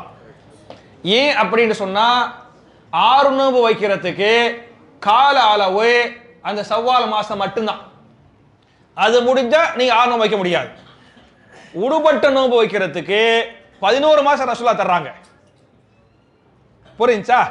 அதனால நீங்க ஷவ்வால் மாசத்துடைய நோன்பா அந்த 6 நோன்பை வச்சுவிட்டு அப்புறம் நீங்க லேட்டா வச்சுக்கலாம், தப்பு கிடையாது. அப்படி பாத்தியாலாக்க ஆயிஷா ரலியல்லாஹு அன்ஹா 6 நோன்பு வச்சாங்கல்ல வைக்கலையா? வச்சாங்கல்ல. விடுபட்ட நோன்பு இப்ப கலா பண்ணாங்க, அடுத்த ஷாபான்ல தான் கலா பண்ணாங்க, ரமதானுக்கு முந்தைய மாசம் அப்படின்னு இருக்குல்ல. அப்ப ஒரு ஹதீஸை சரியாக புரிந்து கொள்வது, இது ஃபர்து செய்யணும் சுன்னத், இந்த லாஜிக்கெல்லாம் பேசக்கூடாது. ஆயிஷா ரலியல்லாஹு அன்ஹா எப்படி இந்த ஹதீஸை புரிந்து கொண்டார்களோ அப்படி புரிந்து கொண்டு அமல் செய்வது சரியானது. சரியா பாய்? ஓகே தம்பி.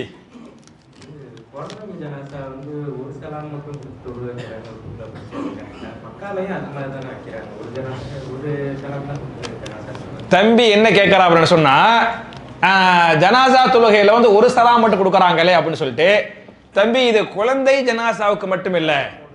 சரியா? 2 மாதிரி இருக்கு ஹதீஸ். குழந்தையோ பெரியவங்களோ, குழந்தைன்னு அவர் தப்பா சொல்றாரு. அதான் ஜனாசா தொழுகையில ஒரு பக்கெட் ரசூலுல்லாஹ் சலாம் கொடுத்தார்கள் இப்படி ஹதீஸ் வருது. வேற ஒரு ஹதீஸ்ல 2 பக்கெட் கொடுத்தார்கள், 2 மாதிரி ஹதீஸ் வருது. புரியுச்சா?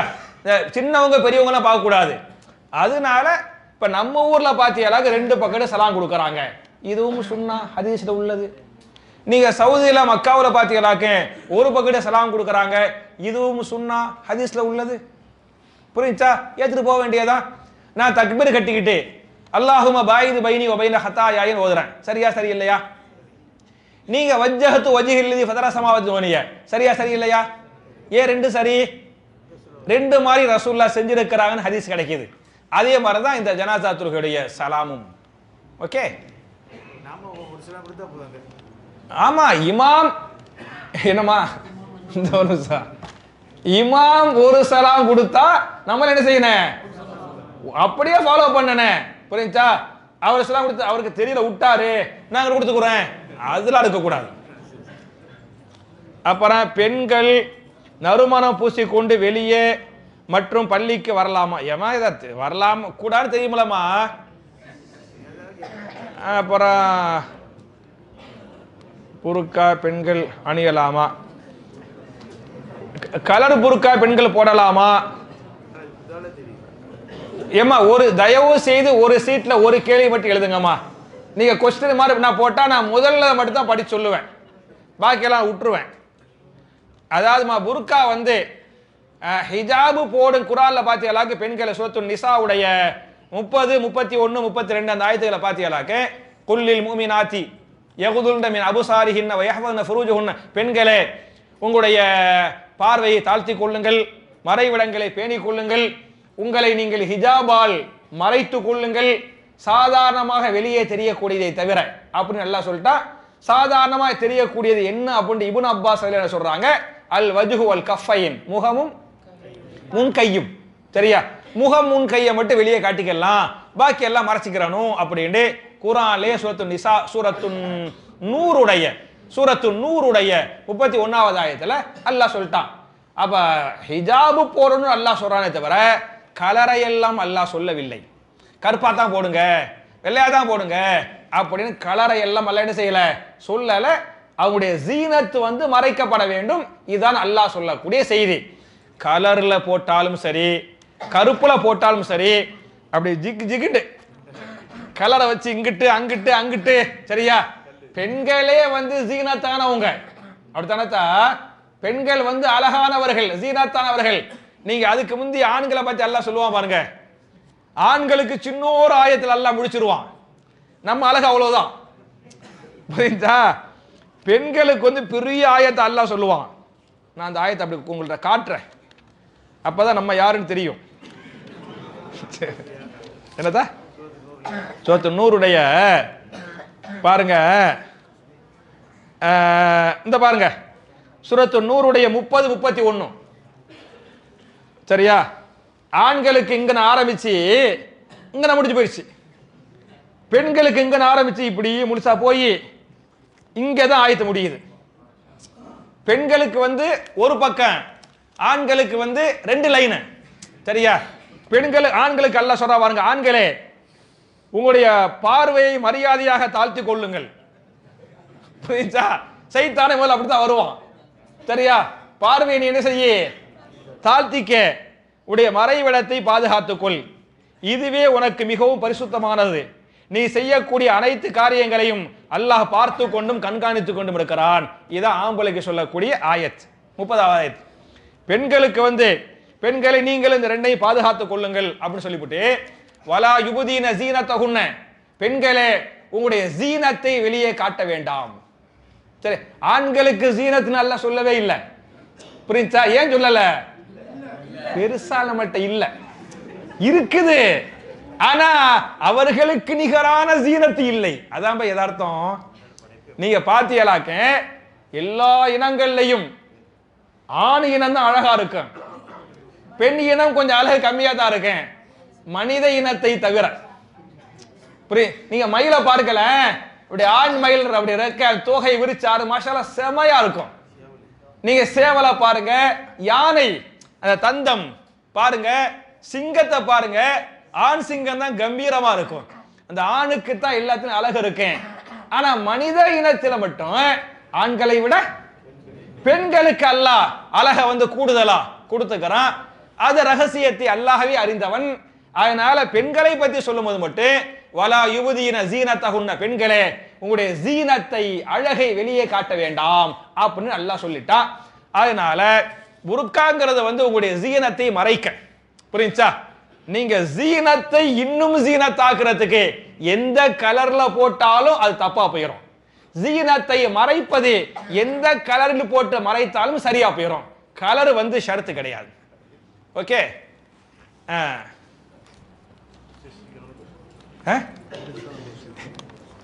கனிபாய்க்கு இன்ட்ரெஸ்டான கொஸ்டின்.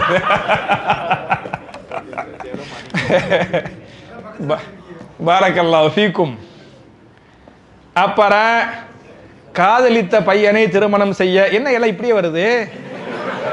சரி, எங்க சரி, காதலித்த பையனை திருமணம் செய்ய விரும்புகிறேன், ஆனால் வீட்டில் பெற்றோர்கள் ஏற்றுக்கொள்ள மாட்டார்கள். அப்புறம் என்ன, அக்செப்ட் பண்ண மாட்டுக்கிறாங்க.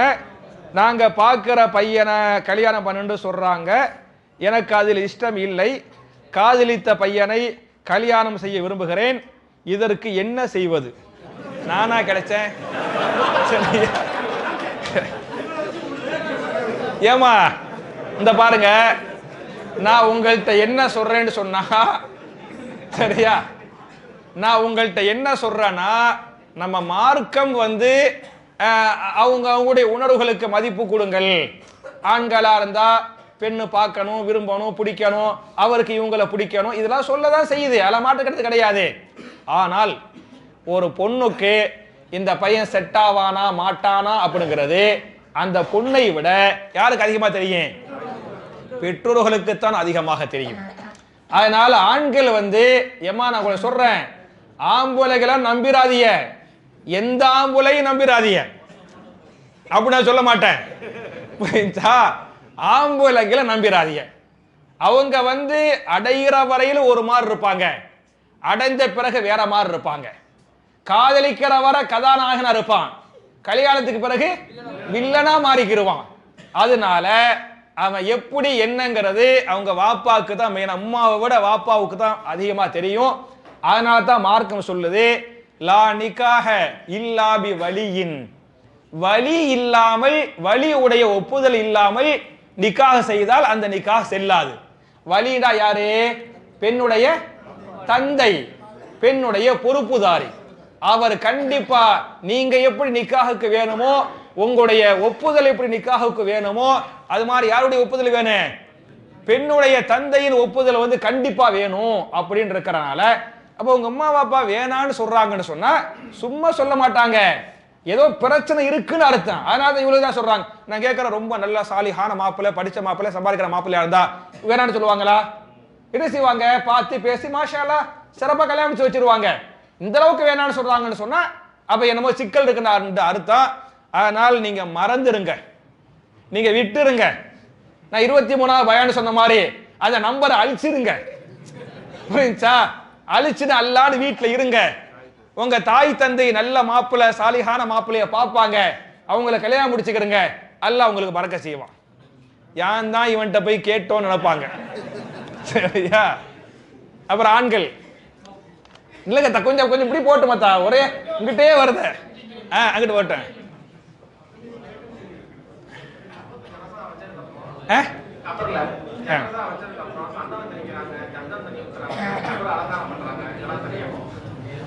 கபூர்ல ஜனாசா வச்சுட்டு சந்தனம் தெளிக்கிறாங்க, என்னமா அலங்காரம் பண்றாங்களே, அப்படிலாம் கூடுமா அப்படின்னு கேட்கறாங்க.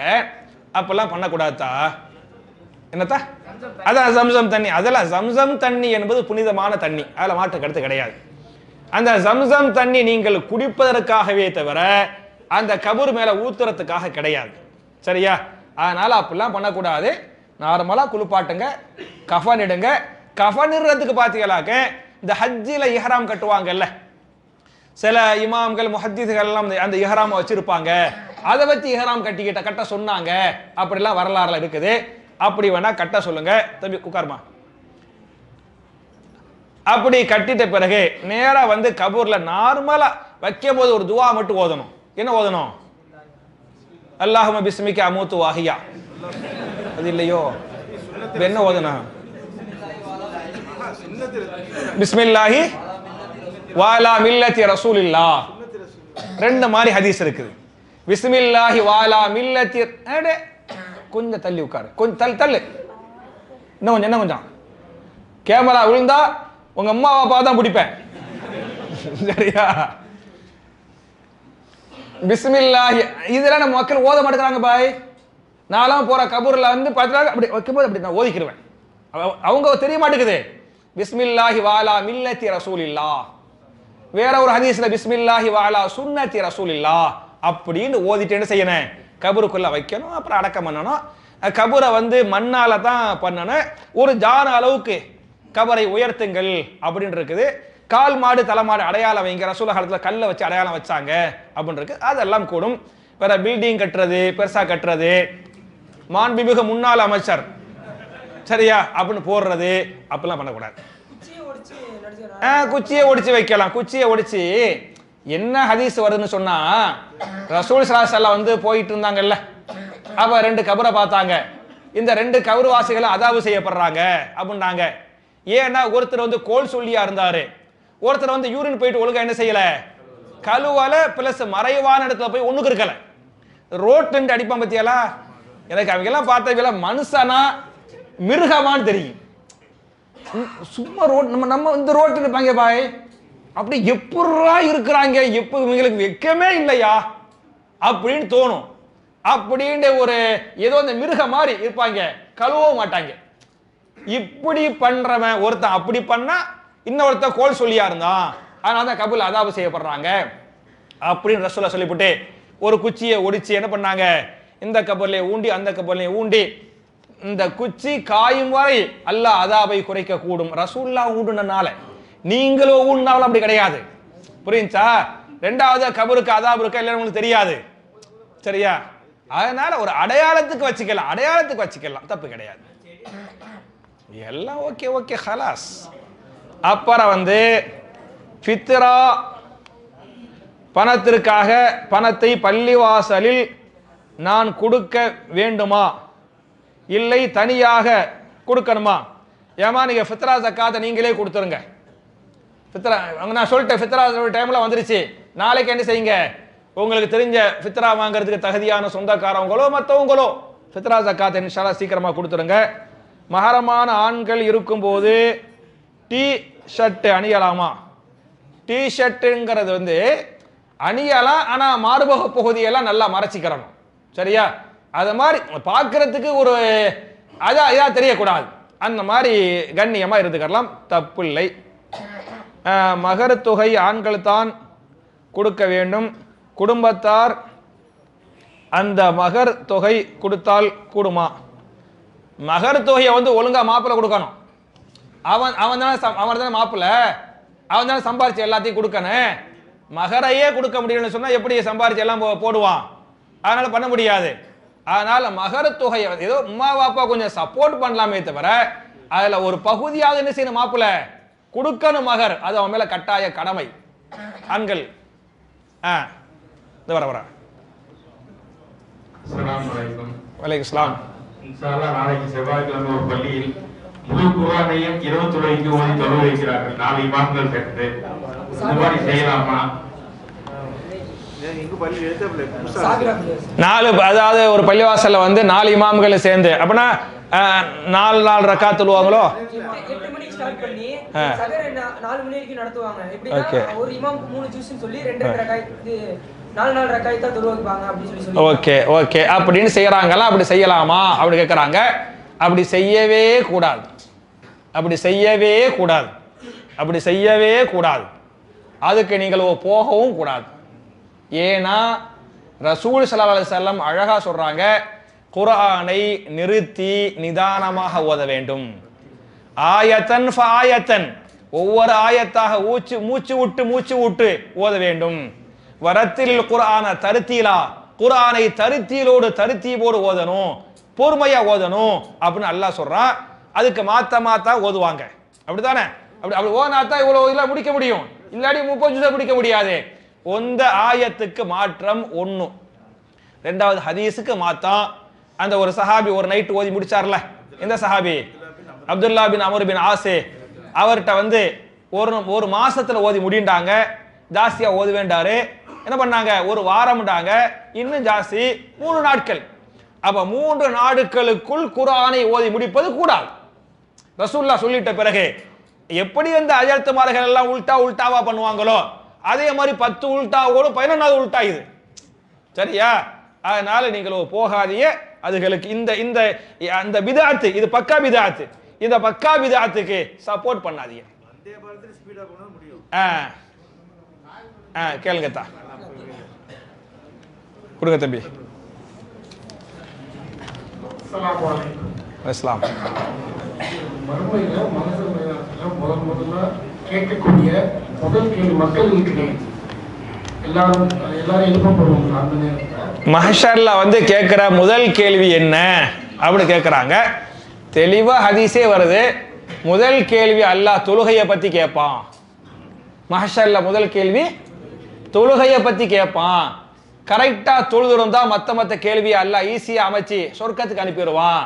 தொழுகையில சரியா இல்லை அப்படின்னு சொன்னா மத்த கேள்வியை கஷ்டமாக்கி நரகத்துக்கு அனுப்பி விட்டுருவான் அப்படின்னு இருக்குது. முதல் கேள்வி சொர்க்கம் நேரடியாக ஹதீஸ் வருது. பாலூட்டும் தாய்மார்களுக்கு ஃபஜ்ர் தொழுகையில் சலுகை உண்டா? பாலூட்டும் தாய்மார்களுக்கு ஃபஜ்ர் தொழுகையில் சலுகை உண்டா? தாமதமாக தொழுவலாமா? ஏமா இல்ல ஃபஜ்ருண்டே போட்டுக்கிறாங்க, தூங்கி முடிச்சு லேட்டா தொழுவுறதுக்கு. சரியா? இன்ன ஸலாத்த கானத் அலல் முஃமினீன கிதாபன் மௌகூதா, சூரத்து நிசாவுடைய 103வது ஆயத்து. மூமின்கள் மீது தொழுகை குறிப்பிட்ட நேரத்தில் கடமையாக்கப்பட்டுள்ளது அப்படின்னு அல்லாஹ் சொல்லிட்டான். நீங்க பாலூட்டினாலும் சரி, பாலூட்டாம இருந்தாலும் சரி, கர்ப்பமா இருந்தாலும் கர்ப்பமா இல்லாம இருந்தாலும் சரி, உயிரோடு இருக்கிற வரையில அந்தந்த வக்துல என்ன செஞ்சாவனே கண்டிப்பா தொழுதாவனே. அந்த மாதிரி தொழுகைக்கு சலுகையோ நேரத்துக்கு சலுகையோ எங்கேயுமே கிடையாது. கணவரிடம் சில பெண்கள் தினசரி குடும்பத்தில் நடக்கும் நிறை குறைகளை சொல்லலாமா? அது புறம் பேசுவது ஆகுமா? சரியா? கணவர்கிட்ட குறை நிறை அப்படிங்கிறது அடுத்தவங்களை பத்தி குறை, அது புறம் அப்படின்னு சொன்னா நீங்க சொல்லாதீங்க. சரியா? உங்களுக்கு சம்பந்தம் இல்லாத ஒரு விஷயத்தை என்கிட்ட கேட்ட நீங்களே கேட்காதீங்கம்மா. இந்த இந்த கேட்கறாங்க பத்தியலா, கேட்கறதுனால தான் சொல்றாங்க.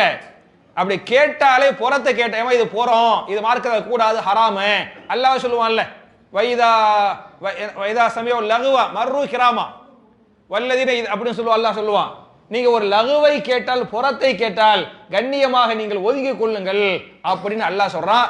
அதனால் நீங்களே முதல்ல புறத்தை, அடுத்தவங்களுடைய குறையெல்லாம் கேட்காதீங்க. கொடுமா அந்த நேரத்தை வச்சு நீங்க எவ்வளவு ஆயத்து ஓதலாம், படிக்கலாம், எல்மா சேர்த்துக்கலாம், அந்த மாதிரி பண்ணிக்கலாமே. அதனால குறைகளை புறங்களை நீங்கள் கேட்கவும் வேண்டாம், உங்க வீட்டுக்காரர்கிட்ட சொல்லவும் வேண்டாம். ஒரு கேட்டு சொல்றனால உங்களுக்குள்ள சண்டை வரதுக்கு வாய்ப்பு இருக்குது. அவர் ஒரு கருத்து சொல்ல, நீங்க ஒரு கருத்து சொல்ல, உங்களுக்குள்ள பலாய் முசீபத் வர்றது காரணமா போயிடும். கேட்காதீங்க, சொல்லாதீங்க. ஆண்கள் கேளுமா.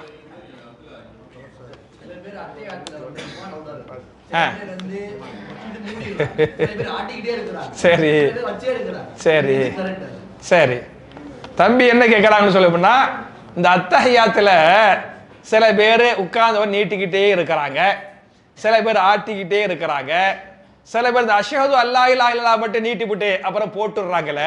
இந்த மூணுல எது கரெக்டு அப்படின்னு கேட்கறாங்க. இந்த மூணுல மூணாவது செய்யறது தப்பு. எது? அதை நீட்டிட்டு போடுறாங்க பத்தியலா. இந்த அஷ்ஹது அல்லா இலாஹ இல்லல்லாஹ் மட்டும் நீட்டுவாங்க, அப்புறம் என்ன செய்வாங்க, போட்டுருவாங்க. இப்படின்னு குர்ஆன்லயோ ஹதீஸ்ல இல்லை. என்ன இருக்குது அப்படின்னு சொன்னா, கான யுஷீரு பிஹி ரசூலுல்லாஹி ஸல்லல்லாஹு அலைஹி வஸல்லம், ரசூலுல்லாஹி ஸல்லல்லாஹு அலைஹி வஸல்லம் அத்தஹியாத்துல இந்த முட்டுலையும் தொடையிலையும் சேர்த்த மாதிரி இந்த கையை வச்சாங்க, வலது முட்டுல வலது கை இடத்துல வச்சாங்க. வச்சு என்ன பண்ணாங்கன்னு சொன்னா, ஃபஹல்லக ஹல்கதன், ஒரு வட்ட மாதிரி இந்த கட்டை விரலையும் நடுவரலையும் என்ன பண்ணாங்க, ஒரு வட்ட மாதிரி வச்சாங்க. வச்சு ஆட்காட்டி விரலை நீட்டி கொண்டு இருந்தார்கள். ஆட்காட்டி விரலை நீட்டி கொண்டு இருந்தார்கள். அது அத்தஹியாத்து உட்கார்ந்ததிலிருந்து இது வரையில சலாம் கொடுக்கிற வரையிலும். புரிஞ்சாத்தா? அப்படின்னு ஒரு ஹதீஸ் இருக்குது. அதை வச்சு ஒரு ஆள் நீட்டி உட்கார்ந்து நீட்டுறாரு, சலாம் கொடுக்கிற வரையிலும் அப்படின்னு சொன்னா அது கூடும் ஒரு ஹதீஸை ஃபாலோ பண்றாரு. இன்னொரு ஹதீஸ்ல யுஹர்ரிகுஹா யதுஉ பிஹா, ரசூல் ஸல்லல்லாஹு அலைஹி வஸல்லம் விரலை அசைத்து கொண்டிருந்தார்கள். அதாவது நாங்க விரலை அசைத்து கொண்டிருந்தார்கள் அப்படி ஹதீஸ் வருது. புரிஞ்சா? அவர் அந்த ஹதீஸை ஃபாலோ பண்றாரா, ஃபாலோ பண்ணிக்கலாம். அது அவங்க நான் சொன்னேன்ல, ஒன்னு இந்த ஜனாசா தொழுகையில ஒரு பக்கத்து சலாம் கொடுக்கறதுக்கும் ஹதீஸ்ல ஆதாரம் இருக்குது, ரெண்டு பக்கத்துக்கு ஹதீஸ்ல ஆதாரம் இருக்குது, செஞ்சுக்கலாம் அப்படின்னு சொல்லிட்டு. அது மாதிரி நீட்டுறதுக்கு இருக்குது, அசைக்கிறதுக்கும் இருக்குது. எதுக்கு இல்ல? நீட்டிட்டு போடுறோம் பத்தியலா, அதுக்கு இல்லை. மியா பாரக்கல்லாஹ் ஃபீக்கும். வேற அதாவது சொல்லியாச்சா, போடலாம்ட்டு போட்டுக்கலாம். இந்த பெண்களுடைய கேள்விக்கு அப்புறம் தம்பி தான், அதுக்கப்புறம் தம்பிகிட்ட கொடுத்துருங்க. தம்பிக்கு அப்புறம் அடுத்த தம்பி.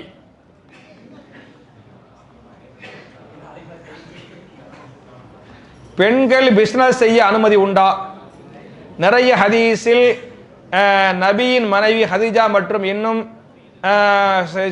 பொருளாதாரம் ஜக்காத்து கொடுத்தவருடைய கை உயர்ந்த பிசினஸ் தாராளமாக செஞ்சுக்கலாமா? நீங்களே கேட்குறியா, ஹதீஜா நாய் பிசினஸ் பண்ணாங்கல்ல, ஜெய்னப் பின் ஜாஷ் சொன்ன பத்தியா, கை நீட்டி சொன்ன பத்தியாலா, பெரிய பிசினஸ் பண்ணாங்க, மிஸ்கின்களுக்கு அள்ளி கொடுத்தாங்க, அப்படிலாம் இருக்குது. பண்ணிக்கலாம் கூடும். வேற தம்பி. இஸ்லாம் ஜமாத் முடிஞ்சிருச்சு, ஒருத்தர் வந்தாரு, ஒருத்தர் ஜாயின் அடிச்சாரு. அந்த ஜமாத் முடிஞ்சதுக்கு அப்புறம் மறுபடியும் ஒருத்தர் தொட்டாரு, ஜாயின் அடிச்சாரு. எப்படி தொட்டு தொட்டு தொட்டு 4-5 ஜமாத் ஆயிடுச்சு. தம்பி என்ன கேட்கறான்னு சொன்னா, ஒரு பள்ளிக்கு போனாராம், சரியா? அவர் போய் தொழுதுகிட்டு இருக்கும் போது அந்த ஜமாத்து முடிச்சதுக்கு அப்புறம் அவர் தனியா தொழுது போல தெரியுது. ஒருத்தர் தொட்டு அவரை இமாம் ஆக்கிட்டாராம். அடுத்த ஜமாத்தா போயிருச்சான். அது முடிச்ச பிறகு அடுத்த லேட்டா வந்தார்ல, இன்னொருத்தர் வந்து அவரை தொட்டு அடுத்த 2வது ஜமாத்தா போயிருச்சான். அவர் தொட்டு 3வது ஜமாத்தா போயிருச்சான். இதெல்லாம் தப்பே கிடையாது தம்பி, இதுதான் கரெக்ட். நம்ம ஊர் மக்களுக்கு தெரியல, நம்ம ஊர் மக்களுக்கு தெரியாதனால தொட்டு ஜாயிண்ட் அடிக்கிறாங்கன்னு சொல்றோம், புரியுதா? நம்ம ஊர் மக்களுக்கு தெரியாதனால இது சுன்னத்து வல் ஜமாத் பள்ளிவாசல், 2வது ஜமாத்துக்கு அனுமதி இல்லை அப்படின்னு சொல்றோம், புரியுச்சா? உங்களுக்கு ஒரு சஹாபி ரசூலுல்லாஹ்வுடைய காலத்துல ஒரு சஹாபி லேட்டா வந்தாரு. ரசூலுல்லாஹ் தொழுத சஹாபாக்களை பார்த்து சொன்னாங்க, இவருக்கு சதக்கா பண்ணுங்கள். தனியா தொழுதா 1 மடங்கு, ஜமாத்தா சேர்ந்தா 27 மடங்கு சதக்கா செய்யுங்கள் அப்படின்னு சொன்னாங்க. தொழுத சஹாபி என்ன பண்ணாரு? போய் தொழுதாரு. சதக்கா, நன்மையில் சதக்கா, சரியா? அப்படின்னு இருக்குது. அப்ப அவர் ஏதோ ஒரு வேலையை லேட்டா வந்துட்டாரு.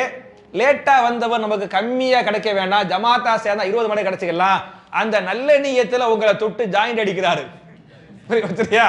என்ன தொட்டு உங்களை இமாமா அப்படி சொல்லணும், தொட்டு இமாமா ஆக்கிக்கிறாரு, ஜமாத்துல சேர்ந்துறாரு சொல்ல தப்பே இல்லத்தா. இது நீ கேரளாவில எல்லாம், நான் கேரளாவில் பார்த்துருக்கிறேன், மாஷா அல்லாஹ். இந்த இல்மு வந்து அவங்கள்ட்ட நல்லாவே இருக்குது.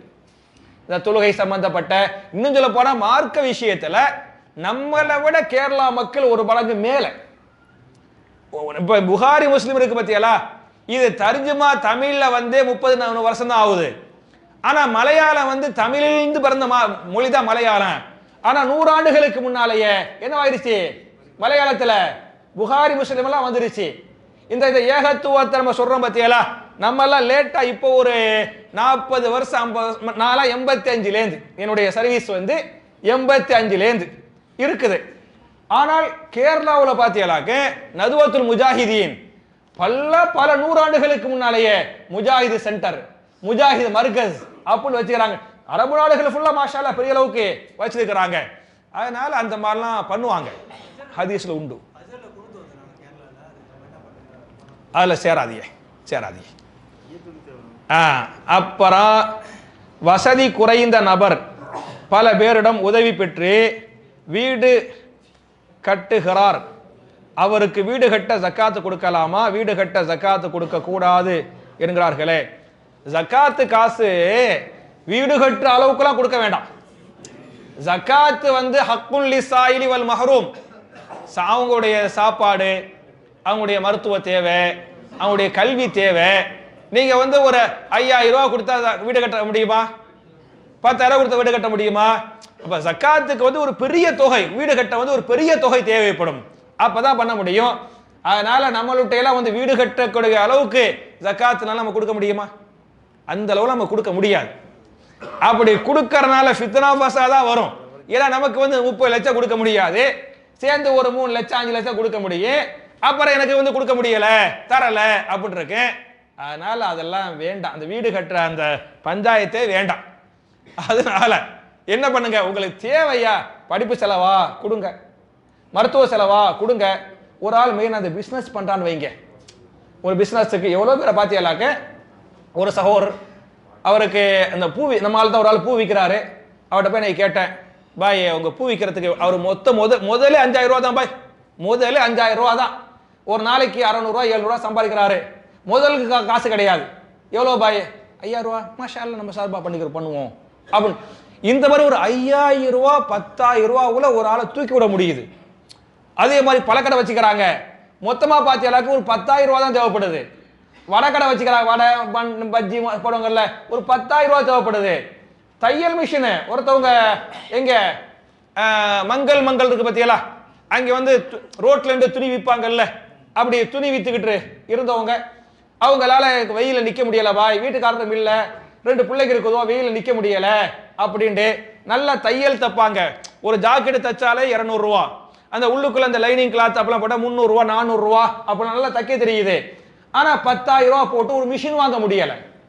அப்ப அந்த மாதிரி மக்களை மாஷா அல்லாஹ் அன்னைக்கு தேடி பிடிச்சி என்ன பண்ணோம், இந்தாங்கம்மா தையல் மிஷின், அவங்களுக்கு தேவையான அப்படி பெரிய மிஷினை வாங்கி இந்தாங்கம்மா இதை வச்சு நீங்க கண்ணியமா நீங்க பொழைச்சிக்கிறங்க அப்படின்ட்டு இப்படி நிறைய பேர் இருக்கிறாங்க. இஸ்மாயில் பாய் 10,000 ரூபா 15,000 ரூபா உள்ள ஒரு நம்ம சொல்லுவாங்கல்ல, மீன் வாங்கி கொடுக்கறத விட என்ன செய்யணும், தூண்டில் வாங்கி கொடுப்பதும் மீன் பிடிக்க கற்றுக் கொடுப்பதும்.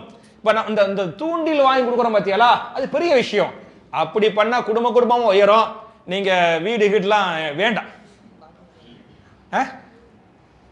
என்னத்தா வேற ஆண்கள் என்ன இவ்வளவு பெருசா இருக்கு? கேளு தம்பி. சரி, அப்ப வந்து ஒரு தூரம் போக்கு போறதுக்கு அது இல்லாம அவங்க படிச்சு சும்மா நடந்து போறாங்க. நல்ல கேள்வி. போன் வச்சுக்கிட்டு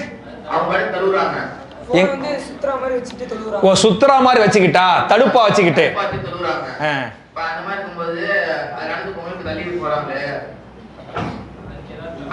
சரிப்பா சரிப்பா சரி ஓகே ஓகே. அதாவது ஒரு ஆள் தொழுவும் போது குறுக்க போகக்கூடாது மார்க்கத்தில். அது மார்க்கத்தில் கூடாது, தப்பு, உங்களுக்கு தெரியும், பெரிய பாவம்.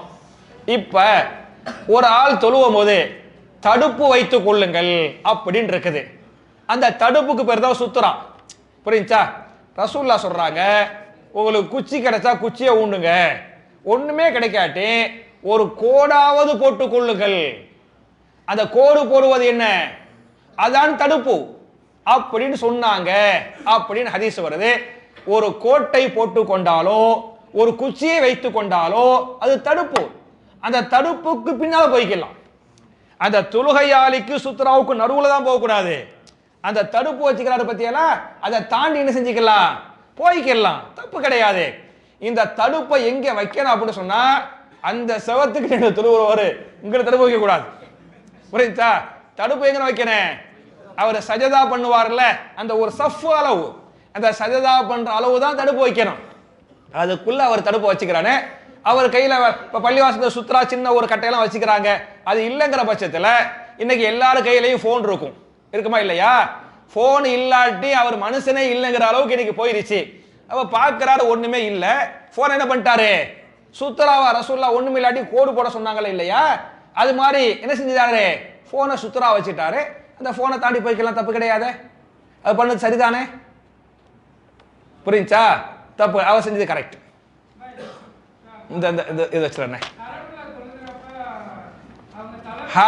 ஹரமுல மட்டும் இந்த மாதிரி தாண்டி தாண்டி போறாங்களே, தலை மேல ஏறி மிதிச்சு போயிட்டான்னு கழுத்து ஒலிக்குத, சரியா அப்படிங்கிறாங்க. நான் உங்களுக்கு முன்னாலேயே சொல்லிட்டேன், விதி என்பது வேறு, விதி விலக்கு என்பது வேறு. ஹரமுலை தாண்டி போக கூடாது, அதான் சட்டம். ஹரமுல மட்டும் தாண்டி போகலாங்கிற சட்டம்லாம் கிடையாது. ஹரமுலையும் கூடாதான், ஹரமுலை கூடாதான். ஆனால் அங்கே உள்ள அந்த கூட்ட நெரிசல்ல போலீஸ் காட்டக்கூடிய கெடுபிடியில போகாம இருக்க முடியல. இப்ப ரசூலுல்லாஹ்வுடைய காலத்துல பாத்தீங்களாக்க அவங்க ஹஜ்ஜி பண்ணும்போது அதிகப்படியாக 1,40,000 சஹாபாக்கள் இருந்தாங்க அப்படின்னு இருக்குது. இன்னைக்கு ஒரு 30 லட்சம் பேர் இருக்கிற 40 லட்சம் பேர் இருக்கிறாங்கன்னு சொன்னா ஒரே காபாவை தான் 50 பேர் சுத்த வேண்டியிருக்குது. இந்த கூட்ட நெரிசல்ல பல பேர் பண்ணிடுறாங்க. நீங்க காபாவுலையும் குறுக்க போகாமல் இருப்பது சிறந்தது. புரிஞ்சா? அப்படி குறுக்க போக வேண்டிய நிர்பந்தம் ஏற்பட்டால் நீங்களே கையில சப்பல் வச்சு கையில ஒரு பேக் வச்சிருப்பீங்களா இல்லையா, அதை சுத்தரா மாதிரி காட்டிக்கிறங்க. சரியா? சுத்தரா மாதிரி காட்டி என்ன செஞ்சுக்கிறங்க, போய்க்கிறங்க, சேஃப்டி. சுத்தரா போடலன்னா ஒரு சஃப், ஒரு சஃப் சஜதா பண்றால அதை கொஞ்சம் தாண்டி. சரியா? நடுத்தர வசதி உள்ளவங்களா இவங்க ஸ்கூல்ல போனா ஜும்மா கிடைக்க மாட்டேங்குது சில ஸ்கூல்ல, இல்லாட்ட கோயில் ஸ்கூல்ல இருக்குல்ல 80 சம்பளம் சொல்றாங்க. முஸ்லிம் ஸ்கூலுக்கு போனாலும் ரொம்ப டொனேஷன் அவங்க என்ன செய்யுது கேட்கறாங்க. ஒருத்தவங்க நடுத்தர வசதி உள்ளவங்களா ஒரு 5 நிமிஷத்துல முடிச்சிடறேன் இன்ஷா அல்லாஹ். சரியா? நடுத்தர வசதி உள்ளவங்களா காலேஜ் ஸ்கூலுக்கு போனா என்ன பாய் ஜும்மா தொழ விட மாட்டேங்கிறாங்க. கோ எஜுகேஷன் முஸ்லீம் ஸ்கூலுக்கு போனா நிறைய டொனேஷன் கேட்கறாங்க, என்ன பண்றது அப்படின்ட்டு. உண்மையிலே இது ஒரு கவலைக்குரிய கேள்வி. நம்ம சமுதாயத்திட்ட இல்லாத காசா? நீங்க பார்த்து எல்லாரும் கல்வி அப்படின்றாலே கிறித்தவர்கள் இன்னைக்கு அப்படிதான் போயிடுச்சு. பள்ளிக்கூடம், கல்லூரி, மருத்துவமனை, இந்த கல்வியும் மருத்துவமும் உயிர் நாடி. அந்த 2 உயிர் நாடியும் யார் கையில் இருக்குது? இந்தியா ஃபுல்லா அப்படித்தான் இருக்குது. கிறித்தவர்கள் இந்தியாவை ஆண்டது அதிகப்படியாக 200 ஆண்டுகள். இந்த 200 ஆண்டுகள்ல மெயின் ஒவ்வொரு சிட்டிகள்லையும் மெயின் இடம் பார்த்தீங்கன்னாக்கா அவங்க சர்ச்சுக்கு சொந்தமான இடம்.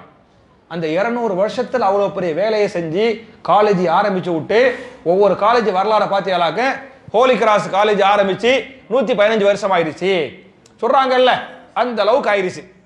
நம்ம மக்கள் அதுக்கு முன்னால எத்தனை வருஷம் இருந்தாங்க ஆட்சியில? 800 ஆண்டுகள் முகலாய மன்னர்கள் ஆட்சியில இருந்தாங்க. இருந்து எவனும் எதுவும் பண்ணிட்டு போகல. அதான யதார்த்தம் அப்படின்னு இருக்குது. அதனால நம்ம மக்கள் இந்த கல்யாணம், பிரியாணி திங்கிறதுலயே அழிஞ்சு போகுது. நம்மள்கிட்ட இல்லாத வக்குஃபு சொத்தா நம்முடைய முன்னோர்கள்லாம் மாஷா அல்லா தபாரக் அல்லா அவங்களுக்கெல்லாம் அல்லாஹ் சொர்க்கத்தை கொடுக்கணும். நம்ம முன்னோர்கள் அவ்வளவு வக்குஃபு பண்ணிருக்கிறாங்க. அந்த வக்குஃபை அரசாங்கம் உலகம் பராமரிக்கல. இவங்க முஸ்லிம்கள் உள்ள உட்காந்து பார்த்தீங்களா, அவங்க என்ன பண்றாங்க? திங்கிறாங்க. இப்படி எங்கேயோ போய்கிட்டு இருக்குது. நம்ம மக்கள் இன்னைக்கு நினைச்சா கூட, வக்ஃபு வாரிய நினைச்சா கூட என்ன பண்ணலாம்? தரமான பள்ளி, தரமான கல்லூரி, தரமான மெடிக்கல் காலேஜ் இதுகெல்லாம் உருவாக்க முடியும். இதை நம்ம சமுதாயம் தான் பணக்காரவங்க எல்லாம் சேர்ந்து ஒரு முடிவெடுத்து, இதெல்லாம் பெரிய சதக்கத்துல் ஜாரியா பாய். ஒரு நல்ல ஸ்கூல், தரமான ஸ்கூல் ஆரம்பிச்சு விட்டுட்டு போனா, ஒரு காலேஜ் ஆரம்பிச்சு விட்டு போனா, நம்ம கபூருக்கு போன பிள்ளைங்கள்லாம் படிப்பாங்கல்ல, இந்த மார்க்கத்தையும் சேர்த்து ஒழுக்கமா இருக்கு பார்த்தீங்களா, நம்ம கபூர்ல போய் நிம்மதியா தூங்குறதுக்கு உதவும்.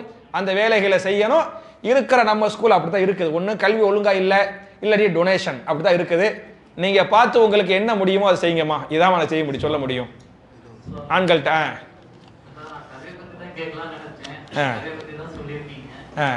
ஆண்களும் சரி பெண்களும் சரி கல்வி ரொம்ப முக்கியத்துவமா இருக்கு. ஆமா, இருக்கும்போது ராணுவத்துறையில இருந்து, பத்திரிகை துறையில இருந்து, மருத்துவத்துல இருந்து எல்லாம் நம்ம நசுக்கணும்னு நினைக்கிறவங்க தான் அதுல இருக்காங்க. அப்படி இருக்கும் நம்ம சமூகம் கல்வி இல்லாதனால நம்ம நசுக்கப்பட்டுதான் இருக்கோம். அது பெண்களுக்கு ரொம்ப முக்கியத்துவம். அதாவது பெண்கள் இப்போ ஒரு பொண்ணு மார்க் அதிகமா வாங்காத முன்னாடி அது மதரசாக்கு சேர்த்து விடுங்க, அது சேர்த்து விடுங்க, படிக்க வைக்காதீங்க அப்படி சொல்றாங்க. அதே மார்க் அதிகமா வாங்கினா இது மாதிரி இதுல சேர்த்து விடுங்க, படிக்க வைங்க, அதே நம்ம மாற்றி பேசுறாங்க. என்ன செலவு கேக்குறீங்களோ? கேள்வி என்ன? அதாவது நம்ம சமூகம் படிப்புல ஓகே ஓகே ஓகே. அதாவது தம்பி என்ன கேட்கறாப்லன்னா, இந்த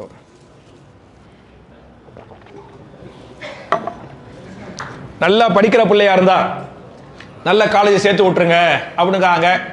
படிக்காத பிள்ளையா இருந்தா மதரசாவுக்கு அனுப்பி விட்டுருங்க, சரியா அப்படின்றாங்க. அப்ப மதரசா, குரானு, ஹதீஸ்னு அவ்வளவு சீப்பா போயிடுச்சு. இன்னைக்கு யதார்த்தம் தான். குரானு, ஹதீஸு, அல்லாஹ், ரசூலு, மார்க்கம் அதெல்லாம் ரொம்ப சீப்பாக எடுக்கிறாங்க. அதே சமயத்தில் டாக்டரு, இன்ஜினியரு, பாக்கி துறைகள்னு சொன்னா அதுல காசு வருது பத்தியெல்லாம். காசு வந்தா கண்ணியமாக நினைக்கிறாங்க. இதனால தான் இந்த சமுதாயம் குட்டிச்சவரா போயிடுச்சு. புரியுதா? ரெண்டா நம்ம மக்கள் கல்வியை ரெண்டா பிரிச்சுக்கிட்டாங்க. இது உலக கல்வி, மார்க்க கல்வி, அதுவும் தப்பு. அப்பெல்லாம் பிரிக்காம சமுதாயம் நான் சொன்ன மாதிரி எல்லாம் சேர்ந்து ஒரு கல்வி ஸ்தாபனத்தை உருவாக்கினால் நல்ல ஃபாயிதாவா இருக்கும். இதுதான் என்னுடைய கருத்தும். சரி, கடைசிக்கு போயிடுவோமா? தம்பியுடைய கேள்வி கடைசி கேள்வி. தம்பியுடைய கேள்விக்கு முன்னால ஒரே ஒரு கேள்வியை சொல்லிட்டு சொல்லிடுறேன். முஸ்லிம் பெண்கள் மெட்டி அணியலாமா? அணியலாமா கூடாதா?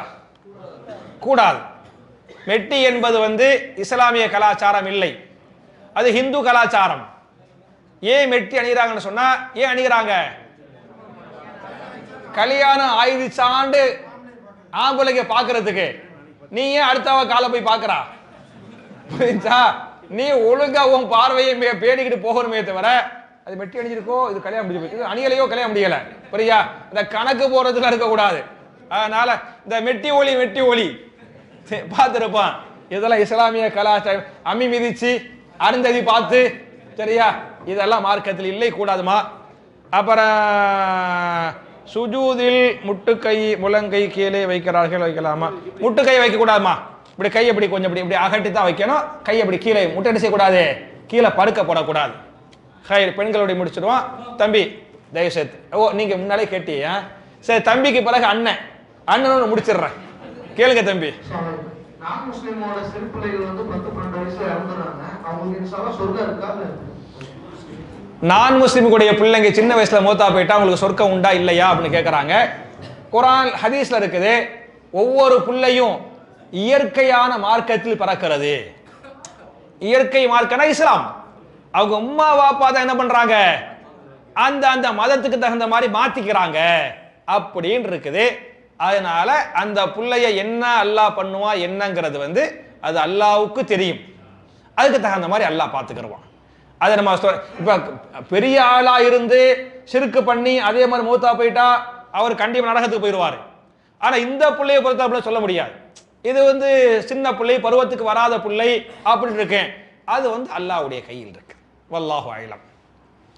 அண்ணன் கடைசியா முடிச்சிருவோம். ஒரு முஸ்லீம் வந்தா ரத்தம் கொடுத்து ஒரு சமுதாயத்தை பாதுகாக்கலாம். வெளிப்படையா நான் முஸ்லீம் இறைவனை நிராகரிப்பவர் சிலை வணங்கி இவருக்கு எப்படி ரத்த தானம் கொடுக்கிறது? இப்படி கொடுத்தா அல்லாஹ் நம்ம குற்றம் பிடிக்க மாட்டானா? தம்பி என்ன கேட்கிற அப்படின்னு சொன்னா, இப்ப ரத்த தானம் பண்ண நீங்க சொன்னீங்கல, நம்ம ஒரு முஸ்லிமுக்கு பண்ணி மாஷா அல்லாஹ் ஐபாத் பண்றாரு போறாரு வர்றாரு அப்படின்னு சொன்னா எனக்கு நன்மை கிடைக்கும். ஒரு நான் முஸ்லீமும் ஒரு அநியாயக்காரரு அவருக்கு போய் பண்ணி அவர் ஷிர்க், போக்குவரத்து, பிதாத்து, வட்டி கிட்டி பண்ணாரு அப்படின்னு சொன்னா சும்மா விட்டாலாச்சு மூத்தாவே இருப்பாரு. நான் ரத்த கொடுத்து என் ரத்தத்தை இந்த தப்பு பண்ணி தாட்டம் போடுறாரு செய்யலாமா அப்படின்னு கேட்கறாங்க. அதான் நம்ம அப்படி பார்க்க கூடாது. சரியா? ஒரு உயிர் இஸ்லாம் வந்து அந்த அந்த அந்த உயிரினுடைய காரூணியம் இருக்கு பத்தியலா, எல்லா உயிரை இஸ்லாம் மதிக்குது, பாதுகாக்க சொல்லுது. எந்த அளவுக்கு ரசூலுல்லாஹ் சொல்றாங்கன்னா, அவங்க போய்கிட்டு இருக்கும்போது ஒரு ஒட்டகத்தை பார்ப்பாங்க. அந்த ஒட்டகம் மெலிஞ்சு போய் எலும்பும் தோலுமா, என்னைய மாதிரி வச்சுக்கிறங்க. சரியா? மற்றவங்க மாதிரி இல்லாம மெலிஞ்சு போய் எலும்பும் தோலுமா அந்த ஒட்டகம் இருக்குது. ரசூலுல்லாஹ் சொல்றாங்க, அந்த ஒட்டகத்துடைய ஓனர் அல்லாஹ்வுக்கு பயந்துக்கிறட்டும். அவர் அதுக்கு ஒழுங்கா தீனி போடல, இல்ல அவுத்தும் விடல, அதனால இப்படி போயிருச்சு அப்படின்னு அந்த ஒட்டகத்துக்கு காரூணியம் காட்ட சொன்னாங்க இல்லையா? அதே மாதிரி பாத்தீங்களாக்க ஒரு அம்மா பூனையை பிடிச்சு வச்சு என்ன பண்ணிச்சு, அவுத்தும் விடாம தீனியும் கொடுக்காம மூத்தாக்கிடுச்சு. முஸ்லிம் அம்மா தான். ரசூலுல்லாஹ் சொன்னாங்க, அந்த அம்மா நரகத்துக்கு போயிடும். பூனையை சாப்பிடுச்சு பிடிச்சு பத்தியாலா, அதனால அந்த அம்மா நரகத்துக்கு போயிடும் அப்படின்ட்டாங்க. ஒரு விபச்சாரம் செய்த ஒரு அம்மா, விபச்சார தொழிலுக்கு போன ஒரு அம்மா ஒரு நாயை பார்க்கறாங்க. அந்த நாய் என்ன பண்ணுது, கிணத்துக்குள்ள அப்படி உத்து பார்த்துக்கிட்டு இருக்க, தண்ணி குடிக்கிறதுக்கு முடியல. அந்த அம்மா வந்து மேலாடையை கிளட்டி சாக்ஸை கிளட்டி கட்டி உள்ளுக்குள்ள விட்டு அந்த ஈர துணியை நாயுடைய வாயில புளிஞ்சு ஊத்தி நாய்க்கு தண்ணீர் கொடுத்து முடிச்சாங்க. அந்த அம்மாவுடைய விபச்சார பாவத்தை அல்லாஹ் மன்னிச்சுட்டா அந்த அம்மா சொர்க்கத்துக்கு போயிட்டாங்க அப்படின்னு ரசூலுல்லாஹ் சொன்னாங்க. ஒரு தடை ரோட்ல போகும்போது ஒரு கட்டருக்கு பத்தியெல்லாம் அந்த காலத்துல ஒரு மரம் குறுக்கிட்டு வந்துச்சு. அந்த மரம் குறுக்கிட்டு வந்தனால வாகனங்கள் இங்கிட்டு போக முடியல, அங்கிட்டு போக முடியல. ஒருத்தர் என்ன பண்ணாரு அப்படின்னு சொன்னா, அந்த மரத்தை அறுத்து வெட்டி என்ன பண்ணாரு, அதை ஒழுங்குபடுத்தி டிராபிக்கை வந்து ஒழுங்குபடுத்தினாரு. அதை ரசூலுல்லாஹ் சொல்றாங்க, அவர் செய்த அந்த செயலை அல்லாஹ் நன்றியோடு ஏற்றுக்கொண்டான். அல்லாஹ் அதை நன்றியோடு ஏற்றுக்கொண்டான். அவரை அல்லாஹ் மன்னித்து விட்டான். அவருக்கு அல்லாஹ் சொர்க்கத்தை கொடுத்து விட்டான் அப்படின்னு சொல்றாங்க. அப்ப நாய்க்கும் பூனைக்கும் மத்ததுக்கே காரூணியம் காட்டணும் அப்படின்னு சொன்னா, ஒரு மனுஷன் தானத்தா நம்ம ஒரு மனிதனாக பார்க்கணும். பார்த்து அவருக்கு உதவி செய்யுங்க. அவருக்கு உதவி செஞ்சு போட்டு தப்பு பண்றாரா, உங்களுக்கு சொல்லக்கூடிய உரிமை இருக்கு. இந்த பாரு, நான் மட்டும் ரத்தம் கொடுக்காம இருந்த வையே, இன்ன மட்டும் என்னைக்கோ முடிஞ்சு போயிருப்பா. சரியா? கடவுளுக்கு பிறகு என்னைய அல்லாஹ் உனக்கு செஞ்சு வச்சுக்கிறான், அதனால நீ தப்பு செய்யாதப்பா. உபதேசம் பண்ணுங்கள். அதை ஏத்துக்கிட்டாலும் சரி ஏத்துக்கிறாம இருந்தாலும் சரி, நீங்க செஞ்சதுக்குரிய கூலியை உங்களுக்கு அல்லாஹ் கண்டிப்பா தருவான். நீங்க அவ்வளோ டீப்பா போக வேண்டாம். சரியா? முடிச்சு அப்படி பார்த்தா எவ்வளவோ நான் முஸ்லீம் ஸ்கூல் வச்சுக்கிறாங்க, காலேஜ் வச்சுக்கிறாங்க, டாக்டரா இருக்கிறாங்க.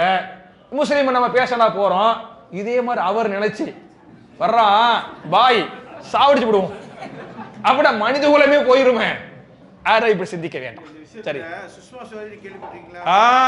அவங்களுக்கு கிட்னி ஃபெயிலியர் ஆயிடுச்சு. முடிச்சிடலாம். ஆமா ஆமா, சகோதரப்படுது அவன ஆச்சரியப்பட்டான். அப்படி பல பேர் இருக்கிறாங்க. ஓகே, என் அருமை சகோதரர்களே, தாய்மார்களே, இதுவரை நம்ம என்ன சொன்னமோ எதை கேட்டமோ அதன் பிரகாரம் அமல் செய்யக்கூடிய தௌஃபீக்கை நம்ம எல்லாருக்கும் அல்லாஹ் தரட்டும். நம்முடைய தேவைகளை எல்லாம் நிறைவேற்றி வைக்கட்டும்.